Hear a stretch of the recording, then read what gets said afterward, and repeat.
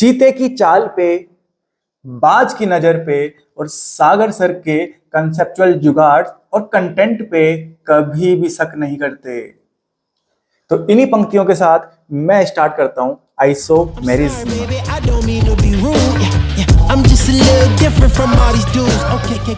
Hello everyone, मेरा नाम है सागर बलूनी और मैं आपका स्वागत करता हूं इस प्यारे से छोटे से आपके अपने चैनल में। तो आज का जो हमारा लेक्चर है वो रहने वाला है आइसोमेरिज्म का। तो आइसोमेरिज्म का जितना भी पार्ट एनसीईआरटी के फर्स्ट चैप्टर में दिया हुआ है वो हम सारा आज कवर करने वाले हैं। तो उस पार्ट को हम बोलते हैं स्ट्रक्चरल आइसोमेरिज्म। ठीक है, तो आइसोमेरिज्म के दो पार्ट होते हैं। तो एक पार्ट तो एनसीईआरटी के फर्स्ट चैप्टर में आ गया और जो दूसरा पार्ट है ना स्टीरियो आइसोमेरिज्म वो आता है एनसीईआरटी के दूसरे हाइड्रोकार्बन वाले चैप्टर में। तो उसको तो हम वहीं देखेंगे, ठीक है, क्योंकि हम पूरी सीक्वेंस एनसीईआरटी की फॉलो कर रहे हैं। और अगर आपको कोई डाउट हो रहा है ना, कोई आपको शक हो रहा है मेरे कंटेंट पे, तो आप एक बार क्या करना, जितना मैंने पढ़ाया हुआ है ना वो आप एनसीईआरटी खोलना अपनी और स्टार्ट हो जाना जहां तक सर ने पढ़ाया है वहां तक आप पढ़ना उसको। आपको ऐसा लगेगा ना कि बायोलॉजी मुश्किल है परंतु एनसीईआरटी की केमिस्ट्री इजी है, क्योंकि मैंने आपको सारे कंसेप्ट एनसीईआरटी के कवर करा दिए हैं और एनसीईआरटी से मैं आपको ऊपर ही लेके चल रहा हूँ, उससे नीचे नहीं लेके जा रहा हूँ। और क्वेश्चन सारे एनसीईआरटी से आने हैं पर फिर भी मैं आपको एनसीईआरटी से ऊपर ही लेके जा रहा हूँ और आपको जेईई मेंस तक के क्वेश्चन सारे कवर करा रहा हूँ। आपको लग ही नहीं रहा होगा कि केमिस्ट्री हम पढ़ रहे हैं, क्योंकि जितनी आसानी से आपको अभी तक समझ में आ रहा होगा ना उतनी ही आसानी से जब पूरी ऑर्गेनिक केमिस्ट्री का लास्ट लेक्चर चल रहा होगा ना उस टाइम भी आपको इतना ही इजी लगने वाला है। तो ज्यादा बात ना करते हुए स्टार्ट करते हैं अपना आज का लेक्चर। अब हम स्टार्ट करते हैं स्ट्रक्चरल आइसोमेरिज्म। तो ये मैंने हेडिंग डाल दी सर, स्ट्रक्चरल आइसोमेरिज्म। ठीक है, तो सर सबसे पहले आप मुझे इतना बता दो आइसोमेरिज्म क्या हुआ। तो देख, आइसो का मतलब होता है सेम और मरिज्म का मतलब होता है मान ले मॉलिक्यूलर फॉर्मूला। मतलब दो लोग हैं ना, उनका अगर मॉलिक्यूलर फॉर्मूला सेम हो जाए तो मैंने बोल देना कि वो दोनों क्या है, आइसोमर हैं। क्या है वो दोनों, आइसोमर हैं। और ये जो पूरा प्रोसेस है, ये जो पूरा फिनोमिना है, इसको मैंने बोल दिया आइसोमरिज्म। ठीक है, अब देखो, तो मैंने बोल दिया आइसोमरिज्म में क्या होता है, जो आइसोमर होते हैं ना उनका मॉलिक्यूलर फॉर्मूला क्या होता है, सेम होता है, सेम मॉलिक्यूलर फॉर्मूला। ठीक है, अब यहाँ पे लिखा हुआ है कि जो आइसोमरिज्म है ना वो जो टर्म है ये किसने दिया था, बर्जेलियस ने दिया था। अरे सर, जब आप फर्स्ट चैप्टर पढ़ाए थे उसके आपने स्टार्टिंग में ही मुझे बताया था कि बर्जेलियस एक साइंटिस्ट आया और उसने वाइटल फोर्स थ्योरी दी थी और उसने अपने वाइटल फोर्स थ्योरी में यह बोला था कि जो भी ऑर्गेनिक कंपाउंड है वो सिर्फ और सिर्फ अपने लिविंग ऑर्गेनिज्म से ही सिंथेसिस किया जा सकते हैं। हालांकि जो उसकी थ्योरी थी वाइटल फोर्स थ्योरी, उसको बाद में एफ वॉलर ने क्या किया था, डिस्प्रूव भी किया था। तो जो वो साइंटिस्ट था बर्जेलियस वो वहां पर भी आया था। अब वो थोड़ा आगे आगे आगे आके यहाँ पर आइसोमरिज्म में भी उसने टर्म दे दिया। आइसोमरिज्म का जो टर्म था वो उसी ने दे दिया, बर्जेलियस ने। ठीक है, तो मैंने आपको बताया जो आइसोमर होते हैं ना, आइसोमर उनका मॉलिक्यूलर फॉर्मूला सेम होता है। अब मॉलिक्यूलर फॉर्मूला सेम होने का मतलब ये है कि जितने एलिमेंट्स इधर हैं और जो एलिमेंट्स इधर हैं उतने ही और वो ही एलिमेंट्स इधर भी होने चाहिए। मतलब यहाँ अगर 5 कार्बन है तो यहाँ भी 5 कार्बन होने चाहिए। यहाँ अगर 4 ऑक्सीजन है तो यहाँ भी 4 ऑक्सीजन होने चाहिए। यहाँ अगर 17 हाइड्रोजन है तो यहाँ भी 17 हाइड्रोजन होने चाहिए। मतलब जितने और जो एलिमेंट्स इधर हैं उतने ही और वही एलिमेंट्स यहाँ भी होने चाहिए। तब जाके मैं बोलूंगा कि ये दोनों क्या है, आइसोमर हैं। ठीक है, और इनका मॉलिक्यूलर फॉर्मूला क्या है, सेम है। तो ये मैंने आपको बता दिया कि जो आइसोमर होते हैं उनका मॉलिक्यूलर फॉर्मूला क्या होता है सर, सेम मॉलिक्यूलर फॉर्मूला होता है। अब देखो, अगर मॉलिक्यूलर फॉर्मूला सेम हो गया ना, मॉलिक्यूलर फॉर्मूला अगर सेम हो गया ना तो एम्पिरिकल फॉर्मूला भी तो सेम होगा। अब देखो, एम्पिरिकल फॉर्मूला अगर आपने मोल कंसेप्ट चैप्टर पढ़ लिया होगा या फिर आगे आप फ्यूचर में पढ़ोगे तो उसमें देखो, जैसे ये है ना C4H8। ठीक है, तो ये तो मेरा क्या मॉलिक्यूलर फॉर्मूला है। ठीक है, अब देखो जो इसका सिंपलेस्ट फॉर्मूला होता है, सिंपलेस्ट ये कैसे बना सकता हूँ, 4 से डिवाइड कर दूं तो 4 1 जा 4 और 4 2 जा 8। तो जो ये सिंपलेस्ट फॉर्मूला होता है इसको अपन बोलते हैं एम्पिरिकल फॉर्मूला। ठीक है, तो अगर मेरे भाई आइसोमर का मॉलिक्यूलर फॉर्मूला सेम है तो आइसोमर का एम्पिरिकल फॉर्मूला भी तो सेम होगा। ठीक है, तो एम्पिरिकल फॉर्मूला भी सेम हो गया। ठीक है, अब मैंने बोला जितने कार्बन इधर उतने ही कार्बन इधर, जितने ऑक्सीजन इधर उतने ही ऑक्सीजन इधर। मतलब जितने और जो एलिमेंट्स यहाँ उतने ही और वही एलिमेंट्स यहाँ। तो दोनों जगह मैं बोल सकता हूँ मॉलिक्यूलर वेट सेम होने वाला है, मॉलिक्यूलर वेट सेम रहने वाला है। अब आप जब एक केमिकल इक्विलिब्रियम चैप्टर आएगा आपका फिजिकल केमिस्ट्री में, वहां पर आपको पढ़ना होगा molecular weight is equal to 2 into vapour density, ये एक फॉर्मूला होता है। तो 2 तो कांस्टेंट है, ठीक है, मतलब मॉलिक्यूलर वेट वेपर डेंसिटी के कहीं ना कहीं क्या है, प्रोपोर्शनल है, ठीक है सर।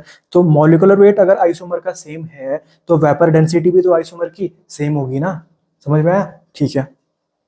अब देखो मैंने बोला कि जो एलिमेंट्स और जितने एलिमेंट्स यहाँ वही एलिमेंट्स और उतने ही एलिमेंट्स यहाँ, तो मैंने बोल दिया परसेंटेज ऑफ एलिमेंट्स दोनों जगह बराबर होंगे, मतलब आइसोमर में एलिमेंट्स का परसेंटेज क्या होता है, सेम होता है। तो ये भी मैंने लिख दिया, ठीक है। ये मैं सारी चीजें वो बता रहा हूँ जो सेम होती है आइसोमर में, ठीक है। अब एक लास्ट पॉइंट बचता है डिग्री ऑफ अनसैचुरेशन, मतलब जितने डबल बॉन्ड इधर उतने ही डबल बॉन्ड इधर, मतलब जितने मल्टीपल बॉन्ड इधर उतने ही इधर, मतलब जो डिग्री ऑफ अनसैचुरेशन रहने वाला है ना आइसोमर का, वो भी क्या होता है, सेम होता है।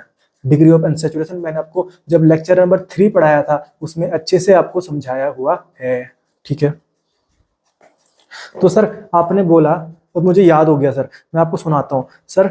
आपने बोला कि जो आइसोमर होते हैं ना उनका मॉलिक्यूलर फॉर्मूला सेम होता है, उनका कहीं ना कहीं इंपेरिकल फॉर्मूला सेम होता है। सर आपने बोला उनका मॉलिक्यूलर वेट भी सेम होता है, तो मॉलिक्यूलर वेट अगर सेम हुआ तो सर आपने बोला कि उनका वेपर डेंसिटी भी सेम होगा, ठीक है। आपने बोला परसेंटेज ऑफ एलिमेंट भी सेम होगा, और लास्ट में आपने बताया कि डिग्री ऑफ अनसैचुरेशन भी दोनों का सेम होगा, ठीक है। तब जाके मैं इनको क्या बोलूंगा कि ये क्या है, आइसोमर है, ठीक है। तो सर हमने तो अलग अलग प्रकार के आइसोमर पढ़े हैं, chain isomerism, position isomerism, ring chain isomerism, metamerism, tautomerism, blah blah blah blah blah.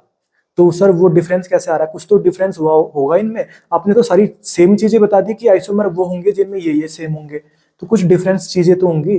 तो देख दो डिफरेंस होते हैं, या फिर वो स्ट्रक्चर में डिफरेंस हो जाएंगे, किसमें, स्ट्रक्चर में, या फिर वो 3D में चेंज हो जाएंगे। तो देख अगर स्ट्रक्चर में चेंज हो गए तो मैं बोल दूंगा स्ट्रक्चरल आइसोमरिज्म, स्ट्रक्चरल आइसोमरिज्म। अगर वो 3D में चेंज हुए तो मैं बोलूंगा स्टीरियो आइसोमरिज्म, स्टीरियो आइसोमेरिज्म। अब जो ये स्टीरियो आइसोमेरिज्म होते हैं ये फर्दर दो पार्ट में कैटेगराइज होते हैं, कन्फिगुरेशनल और कन्फर्मेशनल, ठीक है। और कन्फिगुरेशनल वाला जो होता है वो भी और फर्दर दो पार्ट में डिवाइड होता है, ज्योमेट्रिकल एंड ऑप्टिकल, मतलब जीआई और ओआई, मतलब geometrical isomerism and optical isomerism. तो देख मैं तो पूरा आपको एनसीईआरटी की सीक्वेंस ही फॉलो कर रहा हूँ। तो एनसीईआरटी में जो पहला चैप्टर मैं अभी आपको पढ़ा रहा हूँ उसमें सिर्फ आपको क्या दे रखा है, स्ट्रक्चरल आइसोमेरिज्म। तो जो ये दूसरा वाला स्टीरियो आइसोमेरिज्म है ना, ये एनसीईआरटी के सेकंड चैप्टर यानी हाइड्रोकार्बन वाले चैप्टर में दिया हुआ है, तो मैं आपको वहीं पढ़ाऊंगा क्योंकि मैं एनसीईआरटी की सीक्वेंस फॉलो कर रहा हूँ, ठीक है सर। अब देखो आपने 6 चीजें बता दी कि आइसोमर की 6 चीजें सेम होती है, सिर्फ आपने 2 चीजें बताई कि 2 चीजें डिफरेंस होती है। तो ये 2 जो चीज डिफरेंस हुई ना उसके कारण जो आइसोमर है ना उनका कहीं ना कहीं फिजिकल प्रॉपर्टीज चेंज हो गई, उनकी उनकी केमिकल प्रॉपर्टीज चेंज हो गई, या फिर कभी कभी दोनों ही प्रॉपर्टीज चेंज हो जाती हैं, ठीक है। तो डिफरेंट, तो जो आइसोमर होते हैं उनके पास क्या होती है, different physical property, different chemical property, या कभी कभी दोनों ही डिफरेंट हो जाती हैं, ठीक है। अब देखो जब मैं आपको आईयूपीएससी पढ़ा रहा था तो उससे जस्ट पहले मैंने आपको एक सीरीज पढ़ाई थी, होमोलोगस सीरीज, ठीक है। तो होमोलोगस सीरीज में जो यूनिट होते हैं ना, जितने भी बंदे होते हैं उनको अपन क्या बोलते हैं, होमोलोग बोलते हैं, ठीक है। तो जैसे मैं एल्केन का आपको बताता हूँ, एल्केन का जैसे CH4, फिर CH3, CH3 2 कार्बन का एल्केन, फिर 3 कार्बन का एल्केन बनेगा CH3, CH2, CH3। तो देखो इसके और इसके बीच में काय का डिफरेंस होगा पता है, CH2 का। इसके और इसके बीच में काय का डिफरेंस होगा पता है, CH2 का। तो ये एक स्टेटमेंट बेस्ड क्वेश्चन आता है, ठीक है, कि जो होमोलोगस सीरीज के होमोलोग है ना क्या वो आइसोमर हो सकते हैं क्या। अब देखो मैं इस वाले को और इस वाले को देखता हूँ, क्या ये कभी आइसोमर हो सकते हैं क्या। सर आपने आइसोमर जस्ट पढ़ाया था, आपने सबसे पहली लाइन यही बताई कि इनका मॉलिक्यूलर फॉर्मूला सेम होना चाहिए। सर मैं देख रहा हूँ यहाँ तो 1 कार्बन है तो यहाँ 2 कार्बन है।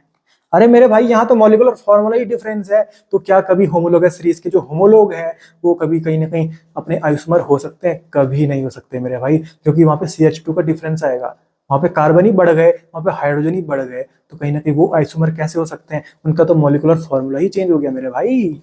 तो ये मैंने लिख दिया, 2 homologue of homologous series are never isomer, कभी भी आइसोमर नहीं हो सकते, ठीक है। अब एनसीईआरटी में आइसोमरिज्म के बारे में क्या लिखा हुआ है देखते हैं। एनसीईआरटी में आइसोमरिज्म के बारे में क्या लिखा हुआ है देखते हैं। The phenomena of existence of two और मोर कंपाउंड्स, ठीक है, possessing the same molecular formula. Molecular formula क्या होना चाहिए? आइसोमर का सेम होना चाहिए, but different properties, chemical properties और फिजिकल प्रॉपर्टीज क्या होनी चाहिए? डिफरेंट होनी चाहिए, ठीक है, उनको अपन बोलते हैं आइसोमरिज्म। इस पूरी प्रोसेस को, इस पूरे फिनोमेना को क्या बोलते हैं? आइसोमरिज्म। और जो ये दो लोगों की मैं बात कर रहा हूँ इनको क्या बोलते हैं अपन? आइसोमर। ये लिखा हुआ है इन्होंने सेम आगे, ठीक है, समझ में आ गया। तो एनसीईआरटी के पहले पैराग्राफ में एक लाइन में पूरी चीजें निपटा दी और वो मैंने आपको डिटेल में आपको समझा दिया, ठीक है। तो अब हम स्ट्रक्चरल आइसोमरिज्म इस चैप्टर में पढ़ रहे हैं, तो एक एक करके जितने भी स्ट्रक्चरल आइसोमरिज्म के टाइप हैं वो हम सारे देखेंगे, ठीक है। स्ट्रक्चरल आइसोमरिज्म में मतलब जो चेंज हुआ है ना वो स्ट्रक्चर में चेंज हो गया है, ठीक है, स्ट्रक्चर में चेंज हो गया है। अब स्ट्रक्चर में कैसे चेंज हुआ वो जब हम एक एक करके टाइप पढ़ेंगे स्ट्रक्चरल आइसोमरिज्म का, तो हमको क्लियर, बिल्कुल क्लियर, क्रिस्टल क्लियर समझ में आ जाएगा, ठीक है। स्ट्रक्चरल आइसोमरिज्म में हम सबसे पहले ले रहे हैं चेन आइसोमरिज्म, ठीक है। तो मैं आपको एक बात बताऊं, तो देखो जैसे चेन आइसोमरिज्म है ना, तो जो आगे ये नाम लिखा रहता है ना, मतलब इसी में चेंज होना है। मतलब जैसे चेन आइसोमरिज्म है तो यहाँ पर जो दो आइसोमर होंगे ना मेरे पास, उनके जो चेन होगी ना उनकी, उसमें डिफरेंस होगा। मतलब जैसे यहाँ पे प्रिंसिपल कार्बन चेन 5 कार्बन की है तो यहाँ पे 4 कार्बन की हो जाएगी। मतलब प्रिंसिपल कार्बन चेन में ना चेंज हो जाएगा, या फिर प्रिंसिपल कार्बन चेन में, या फिर साइड चेन पे, ठीक है। तो देखो मॉलिक्यूलर फॉर्मूला तो सेम ही होगा, क्योंकि ये आइसोमरिज्म हम पढ़ रहे हैं, तो इसमें जितने भी हम पढ़ रहे हैं आइसोमर ही पढ़ रहे हैं। तो आइसोमर का मैंने सबसे पहले यही तो बात बताई कि उनका मॉलिक्यूलर फॉर्मूला तो सेम ही होता है। तो मॉलिक्यूलर फॉर्मूला यहाँ पे दोनों का क्या होना चाहिए? सेम होना चाहिए, ठीक है। फंक्शनल ग्रुप भी सेम होना चाहिए, फंक्शनल ग्रुप भी सेम होना चाहिए। पर यहाँ पर जो चेंज आएगा वो किस में आएगा? चेंज डिफरेंट कार्बन होने चाहिए, किसमें? प्रिंसिपल कार्बन चेन में या फिर साइड चेन में, ठीक है। जो मेरी प्रिंसिपल कार्बन चेन है या फिर जो मेरी साइड चेन है उसमें कार्बन की संख्या चेंज हो जाएगी ना, तो उसको अपन क्या बोलेंगे? चेन आइसोमरिज्म, ठीक है। तो मैं आपको अब एग्जांपल कराता हूं ताकि एग्जांपल से आपको बहुत अच्छे से समझ में आ जाएगा कि मैं बोलना क्या चाह रहा हूं। तो प्रैक्टिस करते हैं मेरे भाई, प्रैक्टिस करते हैं अब, ठीक है। तो जैसे ये है अपना, ठीक है, तो एक कार्बन, दो कार्बन, तो ये अपनी प्रिंसिपल कार्बन चेन में मैंने नंबरिंग करी। नंबरिंग करनी मैंने आपको आईयूपीएसी में सिखा रखी है। तो देखो ये हो गया, इसमें करूंगा तो 1 2 3, मतलब यहाँ पर देखो जो प्रिंसिपल कार्बन चेन है ना लेफ्ट वाले में, वहां पर कितने कार्बन है? टोटल 4 कार्बन है। और इस वाले में, राइट वाले में, प्रिंसिपल कार्बन चेन में सिर्फ 3 कार्बन है। मतलब सर जो प्रिंसिपल कार्बन चेन है ना, वहाँ पे जो कार्बन की संख्या है, कार्बन के जो नंबरिंग है, नंबर है, वो चेंज हो चुकी है। तो मैंने इसको बोल देना है चेन आइसोमरिज्म। क्या बोल देना है इसको? Chain isomerism. समझ में आ गया? ठीक है सर। अब ध्यान से देखो, अब इसको देखते हैं। तो सर मैं नंबरिंग करता हूँ 1 2 3 4 5, ठीक है। यहाँ से तो इधर से करूंगा क्योंकि यहाँ पर क्या अपना सब्स्टिट्यूएंट लगा हुआ है। 1 2 3 4, ठीक है। अब देखो इसमें कहीं से भी करूँ एक ही बात है, 1 2 3, ठीक है सर। तो देखो इसमें सर 5 कार्बन है प्रिंसिपल कार्बन चेन में, सर इसमें प्रिंसिपल कार्बन चेन में 4 कार्बन है सिर्फ, और सर इसमें 3 कार्बन हो गए। मतलब सर जो चेन है ना, चेन में डिफरेंस आ रहा है, मैंने बोल देना है ये तीनों एक दूसरे के क्या है? चेन आइसोमर हैं, ठीक है। ये तीनों एक दूसरे के क्या है? चेन आइसोमर हैं। समझ में आ गया? ठीक है सर। अगला क्वेश्चन करते हैं, ठीक है। नंबरिंग में यहां से करूंगा क्योंकि डबल बॉन्ड यहां से नजदीक आ रहा है। 1 2 3 4, ठीक है। 1 2 3, सर इसमें मैंने देखा प्रिंसिपल कार्बन चेन में सर 4 कार्बन है, इसमें मैंने देखा प्रिंसिपल कार्बन चेन में सर 3 कार्बन है। सर चेन में डिफरेंस आ रहा है, मैंने बोल दिया चेन आइसोमर है ये, ठीक है। वेरी गुड, ठीक है। अगला देखते हैं, सर यहाँ पर फंक्शनल ग्रुप लगा हुआ है, यहाँ पर फंक्शनल ग्रुप लगा हुआ है, ठीक है। अब ध्यान से देखो, नंबरिंग में अब यहाँ से करूंगा 1 2 3 4, और इसमें कहाँ से करूंगा? 1 2 3। सर इसमें जो लेफ्ट वाला है ना, इसमें जो प्रिंसिपल कार्बन चेन है इसमें 4 कार्बन आ गए, और राइट वाले में प्रिंसिपल कार्बन चेन में से 3 कार्बन आ गए। सर चेन में डिफरेंस आया, मैंने बोल दिया चेन आइसोमर है ये, चेन आइसोमर है ये। और ये कौन सा फिनोमेना शो कर रहे हैं? चेन आइसोमरिज्म, ठीक है सर। अगला देखते हैं, 1 2 3 4 5 6, ये काउंटिंग यहाँ से होगी 1 2 3 4 5, ठीक है। 1 2 3 4, 1 2 3। यहाँ पर सर प्रिंसिपल कार्बन चेन में 6 कार्बन है, यहाँ पर प्रिंसिपल कार्बन चेन में 5 कार्बन है, यहाँ पे प्रिंसिपल कार्बन चेन में 4 कार्बन है, और यहाँ पे प्रिंसिपल कार्बन चेन में 3 कार्बन है। सर मतलब जो डिफरेंस आ रहा है वो चेन में आ रहा है, मतलब चेन अलग अलग नंबर की कार्बन की हो रही है, कहीं 5 कार्बन की चेन बन रही है, कहीं 3 कार्बन की बन रही है। तो जो डिफरेंस आ रहा है ना वो चेन की लेंथ में आ रहा है ना, चेन की लेंथ में आ रहा है। तो इसको मैंने बोल देना है चेन आइसोमरिज्म। तो ये सब क्या शो करेंगे अपना? चेन आइसोमरिज्म शो करेंगे। और ये जो सब है ना, इनको अपन बोलते हैं चेन आइसोमर है, ये चेन आइसोमर। ठीक है, अगला क्वेश्चन देखते हैं। काउंटिंग यहां से होगी, काउंटिंग 1 2 3 4 5। ठीक है, 1 2 3 4 5। सर जो प्रिंसिपल कार्बन चेन है उसमें यहाँ पे कितने कार्बन आ गए, 5 कार्बन आ गए, और यहाँ पर भी कितने कार्बन आ गए, 5 कार्बन आ गए। ठीक है, परंतु मैंने आपको एक और चीज बताई थी, जब प्रिंसिपल कार्बन चेन के बाद अपन साइड चेन भी कर सकते। साइड चेन ये जो हो गई अपनी, ये साइड चेन है ना, इसमें ये दोनों के अपनी साइड चेन है। तो साइड चेन यहाँ 2 कार्बन की है, और यहाँ ये भी 1 कार्बन की, ये भी 1 कार्बन की। तो साइड चेन यहाँ 2 कार्बन की है, यहाँ 1 कार्बन की है। तो सर प्रिंसिपल कार्बन चेन तो सेम कार्बन की हो गई, परंतु साइड चेन में डिफरेंस आ गया ना। देखो मैंने ऊपर क्या पढ़ाया था आपको, प्रिंसिपल कार्बन चेन में डिफरेंस हो सकता है या साइड चेन में भी डिफरेंस हो सकता है। ठीक है, कार्बन की लेंथ का। तो देखो यहाँ पे साइड चेन में डिफरेंस हो गया, इधर 2 कार्बन की साइड चेन थी, उधर सिर्फ 1 कार्बन की थी। तो ये भी क्या हो जाएगा अपना चेन आइसोमर शो करेंगे। ये भी क्या होगा अपना चेन आइसोमरिज्म शो करेंगे, और ये दोनों क्या होंगे, चेन आइसोमर होंगे। ठीक है सर, आगे देखते हैं। ठीक है, यहां से काउंटिंग करूंगा ताकि दूसरे नंबर पे क्या आ जाए, सब्स्टिट्यूएंट आ जाए। ठीक है, तो 1 2 3 4 5 इसमें यहां से करूंगा, क्योंकि ताकि यहाँ जल्दी से सब्स्टिट्यूएंट आ जाए ना 2 नंबर पे ही। तो 2 3 4 5। तो सर यहाँ जो लेफ्ट वाला है ना, इसमें principal carbon chain sir 5 carbon की है, ये लिख दिया मैंने। यहाँ भी 5 कार्बन की है। ठीक है सर, अब और देखो यहाँ पे 2 नंबर पे क्या लगा हुआ है, मिथाइल लगा हुआ है, और 3 नंबर पे क्या लगा हुआ है, इथाइल लगा हुआ है। इस वाले में देखो यहाँ पे भी 2 नंबर पे मिथाइल लगा हुआ है, और 3 नंबर पे इथाइल लगा हुआ है। सर यहाँ पे तो कुछ डिफरेंस ही नहीं आ रहा, सब कुछ सेम हो गया। अरे मेरे भाई सब कुछ सेम हो गया, तो ये कोई अपना आइसोमरिज्म मतलब तो है, पर ये अपना क्या हो गया, होमोमर हो गया। होमोमर, ये कोई स्ट्रक्चरल आइसोमर नहीं है अपना, ये होमोमर हो गया। होमोमर का मतलब होता है बिल्कुल ही बिल्कुल सेम, बिल्कुल सेम। अगर बिल्कुल ही सेम आ जाए ना दोनों, उसको अपन बोलते हैं होमोमर। तो ये दोनों अपने क्या है, होमोमर है।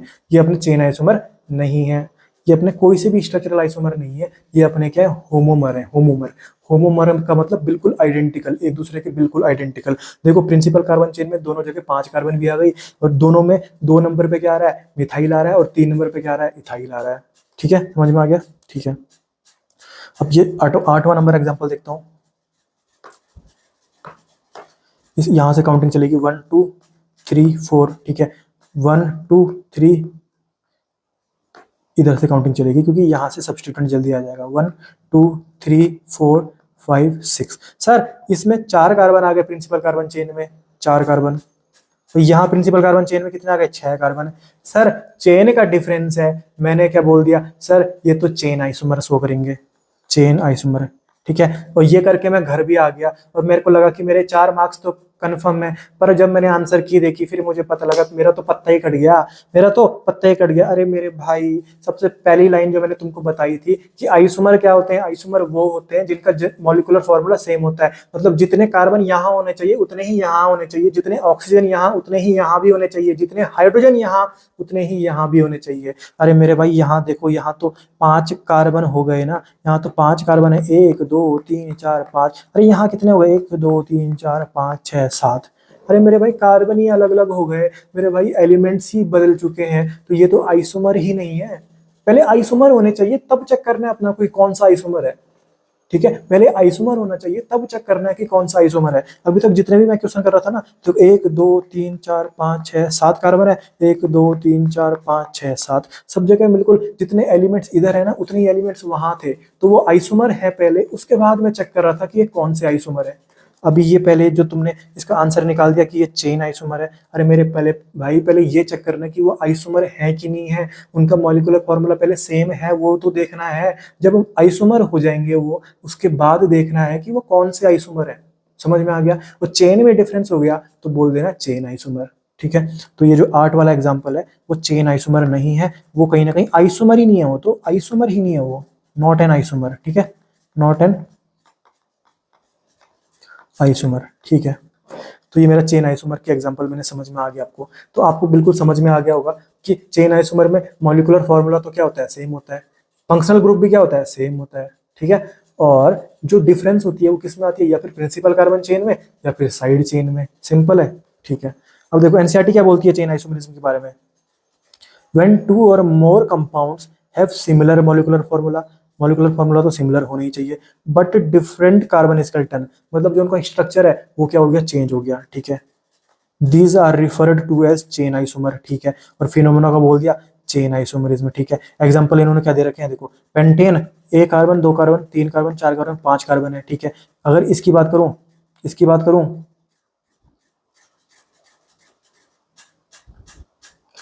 एक कार्बन, दो कार्बन, तीन कार्बन, चार कार्बन, पांच कार्बन, अरे ये इन्होंने गलत बना रखा है यार, ये गलत बना रखा है इन्होंने। रुक जाओ एक सेकंड, न्यू पेंटेन में देखो एक कार्बन, दो कार्बन, तीन कार्बन, चार कार्बन, अरे ये क्या कर रहा हूँ मैं, एक सेकंड, ये जो इन्होंने आइसो आइसो पेंटेन का स्ट्रक्चर बना रखा है ना, ये गलत बना रखा है, इसको सही कर लेना। ये एनसीईआरटी में जो बना हुआ है ये गलत है। ठीक है, ये ऐसा बनता है, देखो आइसो पेंटेन,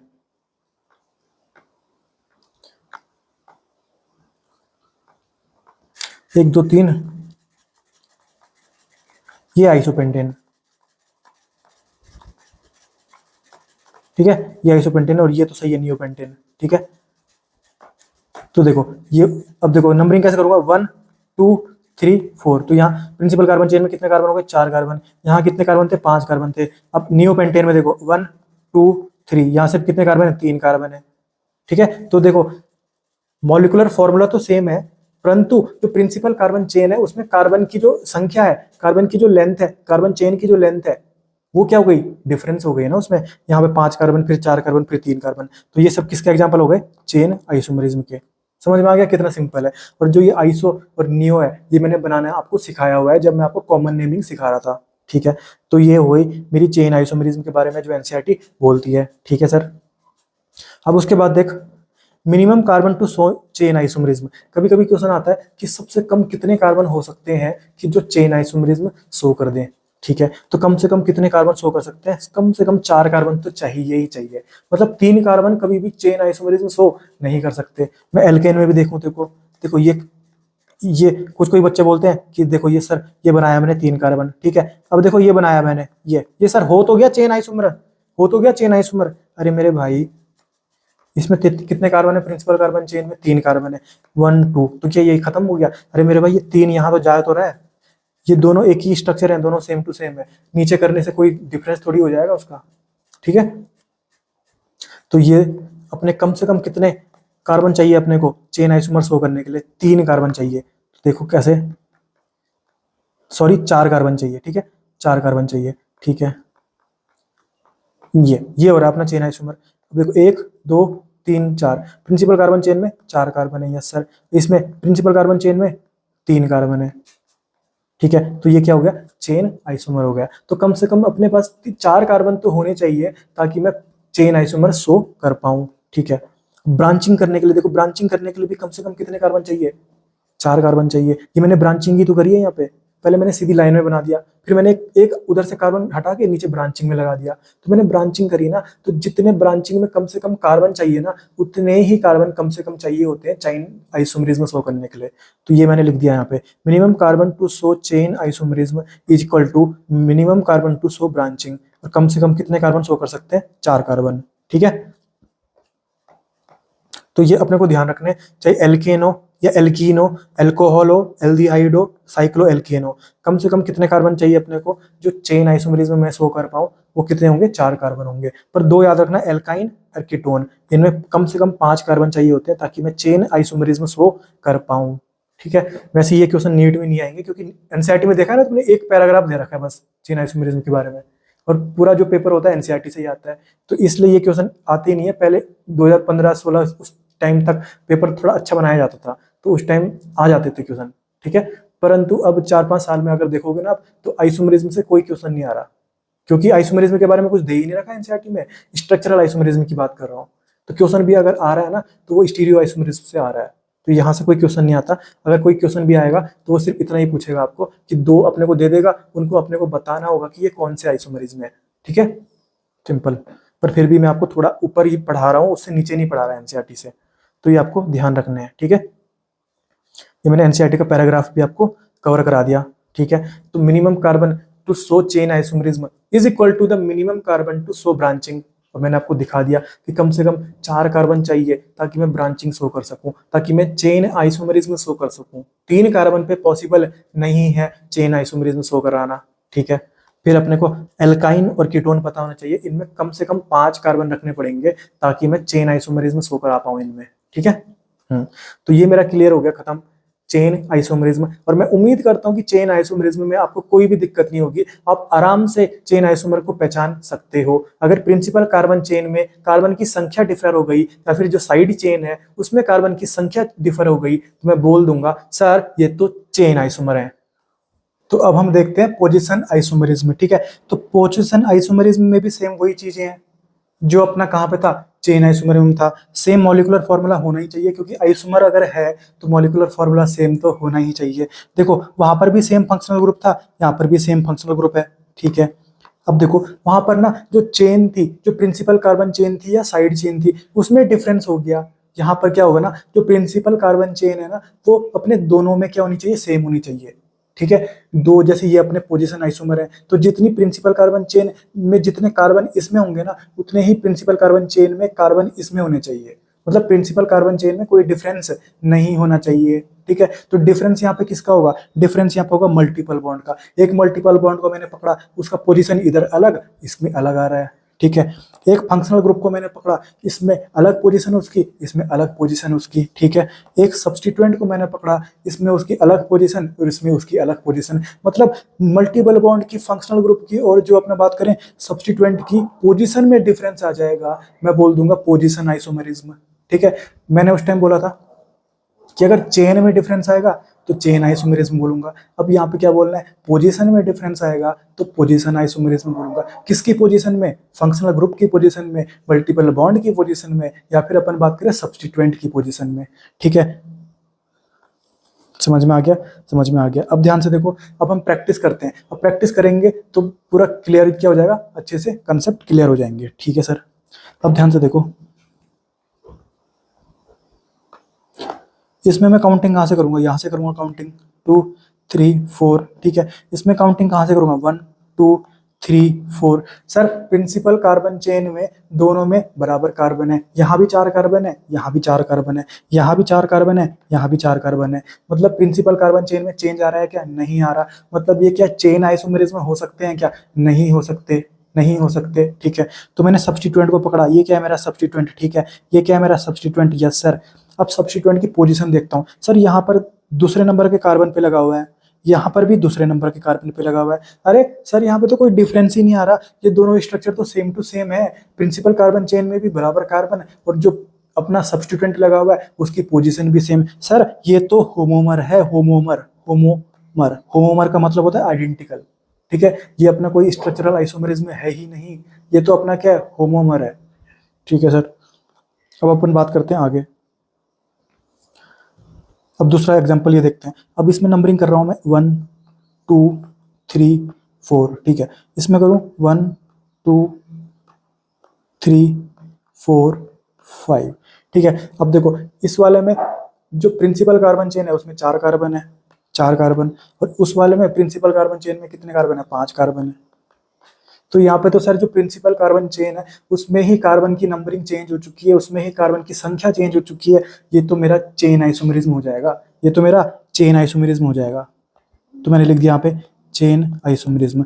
और ये करके मैं घर आ गया अपना, यही करके मैं अपना घर आ गया। और मेरे को लगा कि मेरे +4 मार्क्स आएंगे, पर जब रिजल्ट आया, जब मैंने ओएमआर सीट देखी, मुझको फिर पता लगा अरे मैं तो -5 मार्क्स लेके घर आया हूँ, मैं तो -5 मार्क्स लेके घर आया हूँ। अरे मेरे भाई, अरे मेरे भाई, इसमें टोटल कार्बन कितने हैं, 1 carbon, 2 carbon, 3 carbon, 4 carbon, 5 carbon. यहाँ कितने कार्बन है, 1 carbon, 2 carbon, 3 carbon, 4 carbon, 5 carbon, 6 carbon. अरे मेरे भाई यहाँ 5 कार्बन है, वहां 6 कार्बन है। ये तो कहीं ना कहीं मॉलिक्यूलर फॉर्मूला ही मैच नहीं हो रहा, ये तो कहीं ना कहीं आइसोमर ही नहीं है। अगर ये आइसोमर ही नहीं है तो तुम इसको चेन आइसोमर, पोजीशन आइसोमर में कैसे डाल सकते हो। पहले चेक करना है कि ये आइसोमर है कि नहीं है, मॉलिक्यूलर फॉर्मूला ही डिफरेंट है, मतलब ये आइसोमर ही नहीं है मेरे भाई। तो यहाँ पे मैं लिख देता हूं नॉट एन आइसोमर,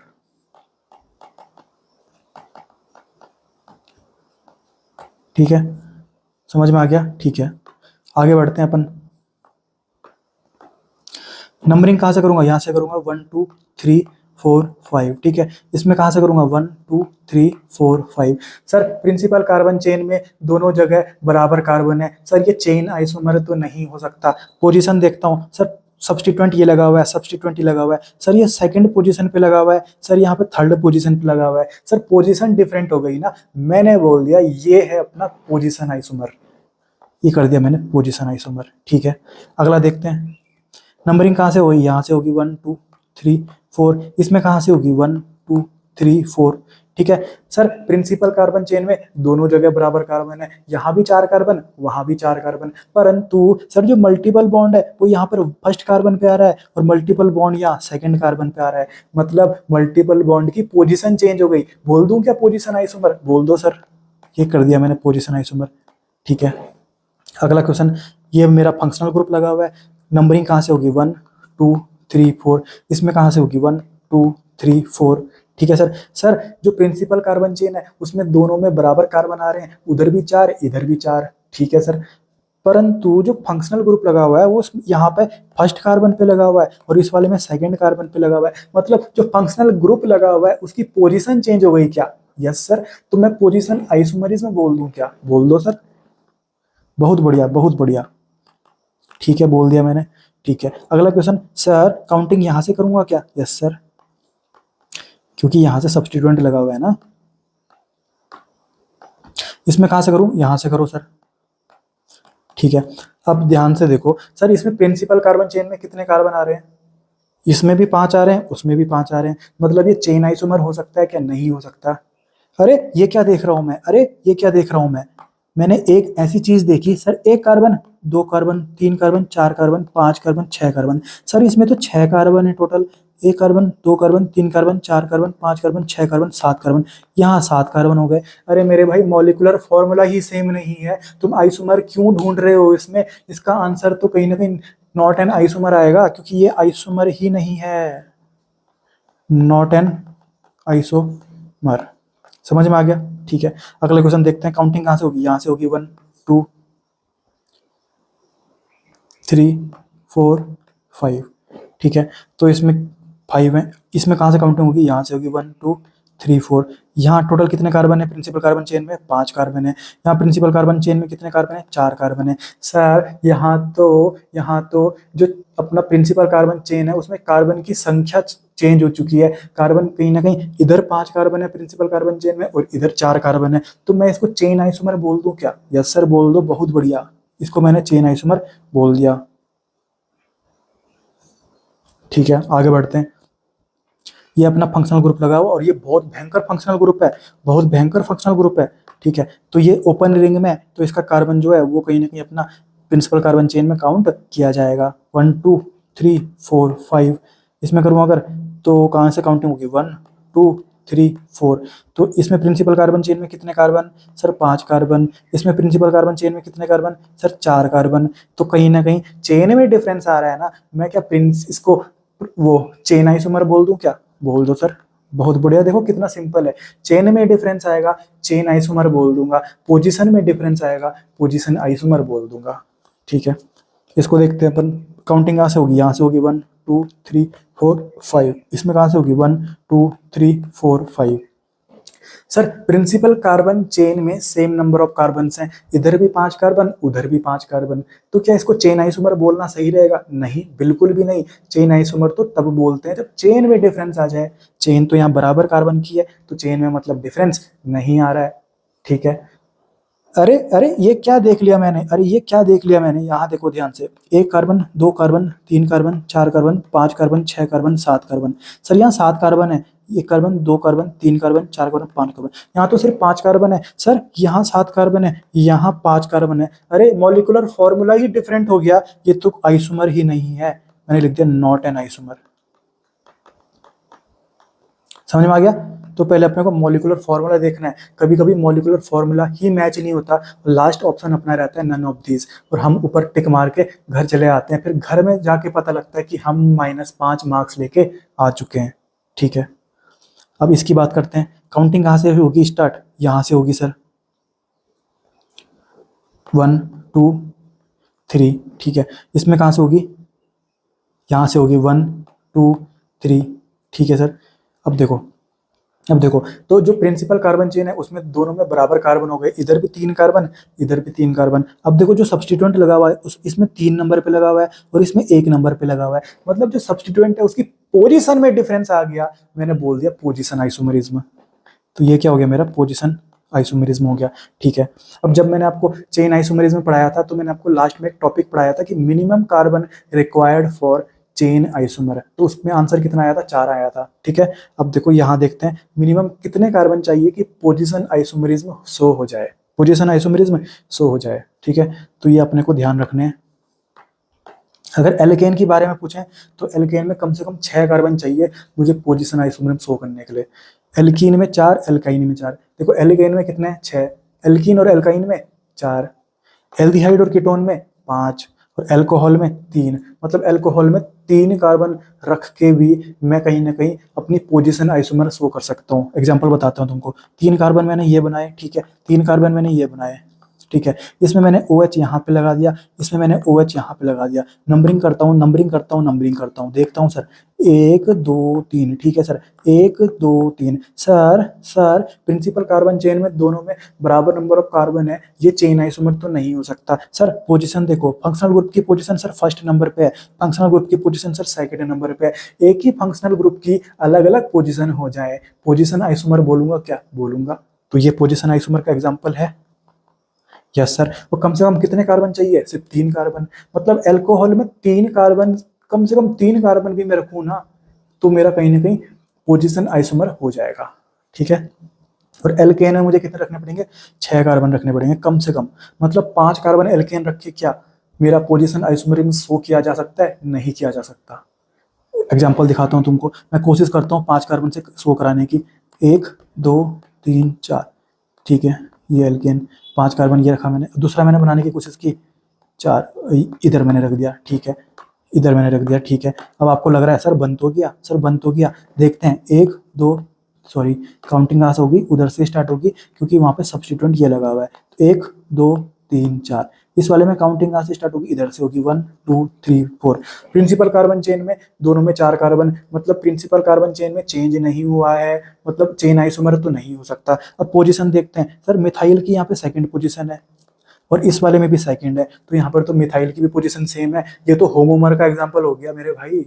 तो मैं बताना चाह रहा था कि 5 कार्बन लेके मैं पोजीशन आइसोमरिज्म शो नहीं कर सकता एल्केन में, ठीक है।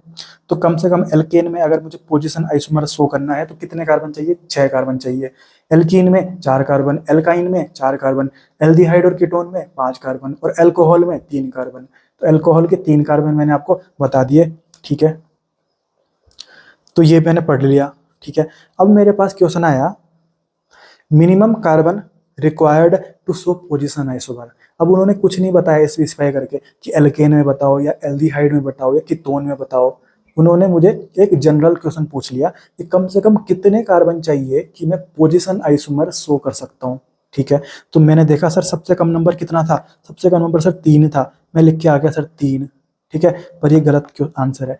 अब मैं आपको बताऊं कि इसका आंसर कितना होता है, 2 होता है, मतलब 2 कार्बन रख के भी क्या पोजीशन आइसोमर शो किया जा सकता है, किया जा सकता है। देखो 2 कार्बन रखे मैंने, इसमें मैंने क्लोरीन ऐसे लगाए, देखो ये लगाए क्लोरीन, और अब 2 कार्बन रखे, अब क्लोरीन देखो मैं ऐसे लगा रहा हूँ, ठीक है। अब मैं नंबरिंग करता हूँ एक बार, यहाँ से नंबरिंग होगी, ये नंबरिंग 2, यहाँ से नंबरिंग होगी, नंबरिंग 2, ठीक है। प्रिंसिपल कार्बन चेन में 2 कार्बन, दोनों जगह 2 कार्बन है, तो चेन आइसोमर तो नहीं हुआ, ठीक है। अब ध्यान से देखो, अब इसमें जो सब्स्टिट्यूएंट लगे हुए हैं उनकी पोजीशन देखो, इसमें 1 2 और इसमें सिर्फ 1 1, चेंज हो गया ना, तो पोजीशन चेंज हो गई सब्स्टिट्यूएंट की मेरे भाई, तो क्या बोलूंगा इसको, पोजीशन आइसोमर नहीं बोलूंगा, क्या बोलूंगा ना, पोजीशन आइसोमर। तो मैंने आपको प्रूफ करके बता दिया कि 2 कार्बन रख के भी मैं पोजीशन आइसोमर शो कर सकता हूँ, ठीक है, पोजीशन आइसोमर शो कर सकता हूँ, ठीक है। पर अगर वो स्पेसिफाई करके बोल दें कि एल्केन में, तो फिर 6 ही बोलना पड़ेगा, बोलेंगे एल्कीन में कितने कार्बन मिनिमम रखूं कि पोजीशन आइसोमरिज्म हो जाए, तो एल्कीन में जैसे वो स्पेसिफाई करके बोल दें तो फिर ये वाले आंसर देने हैं, ठीक है।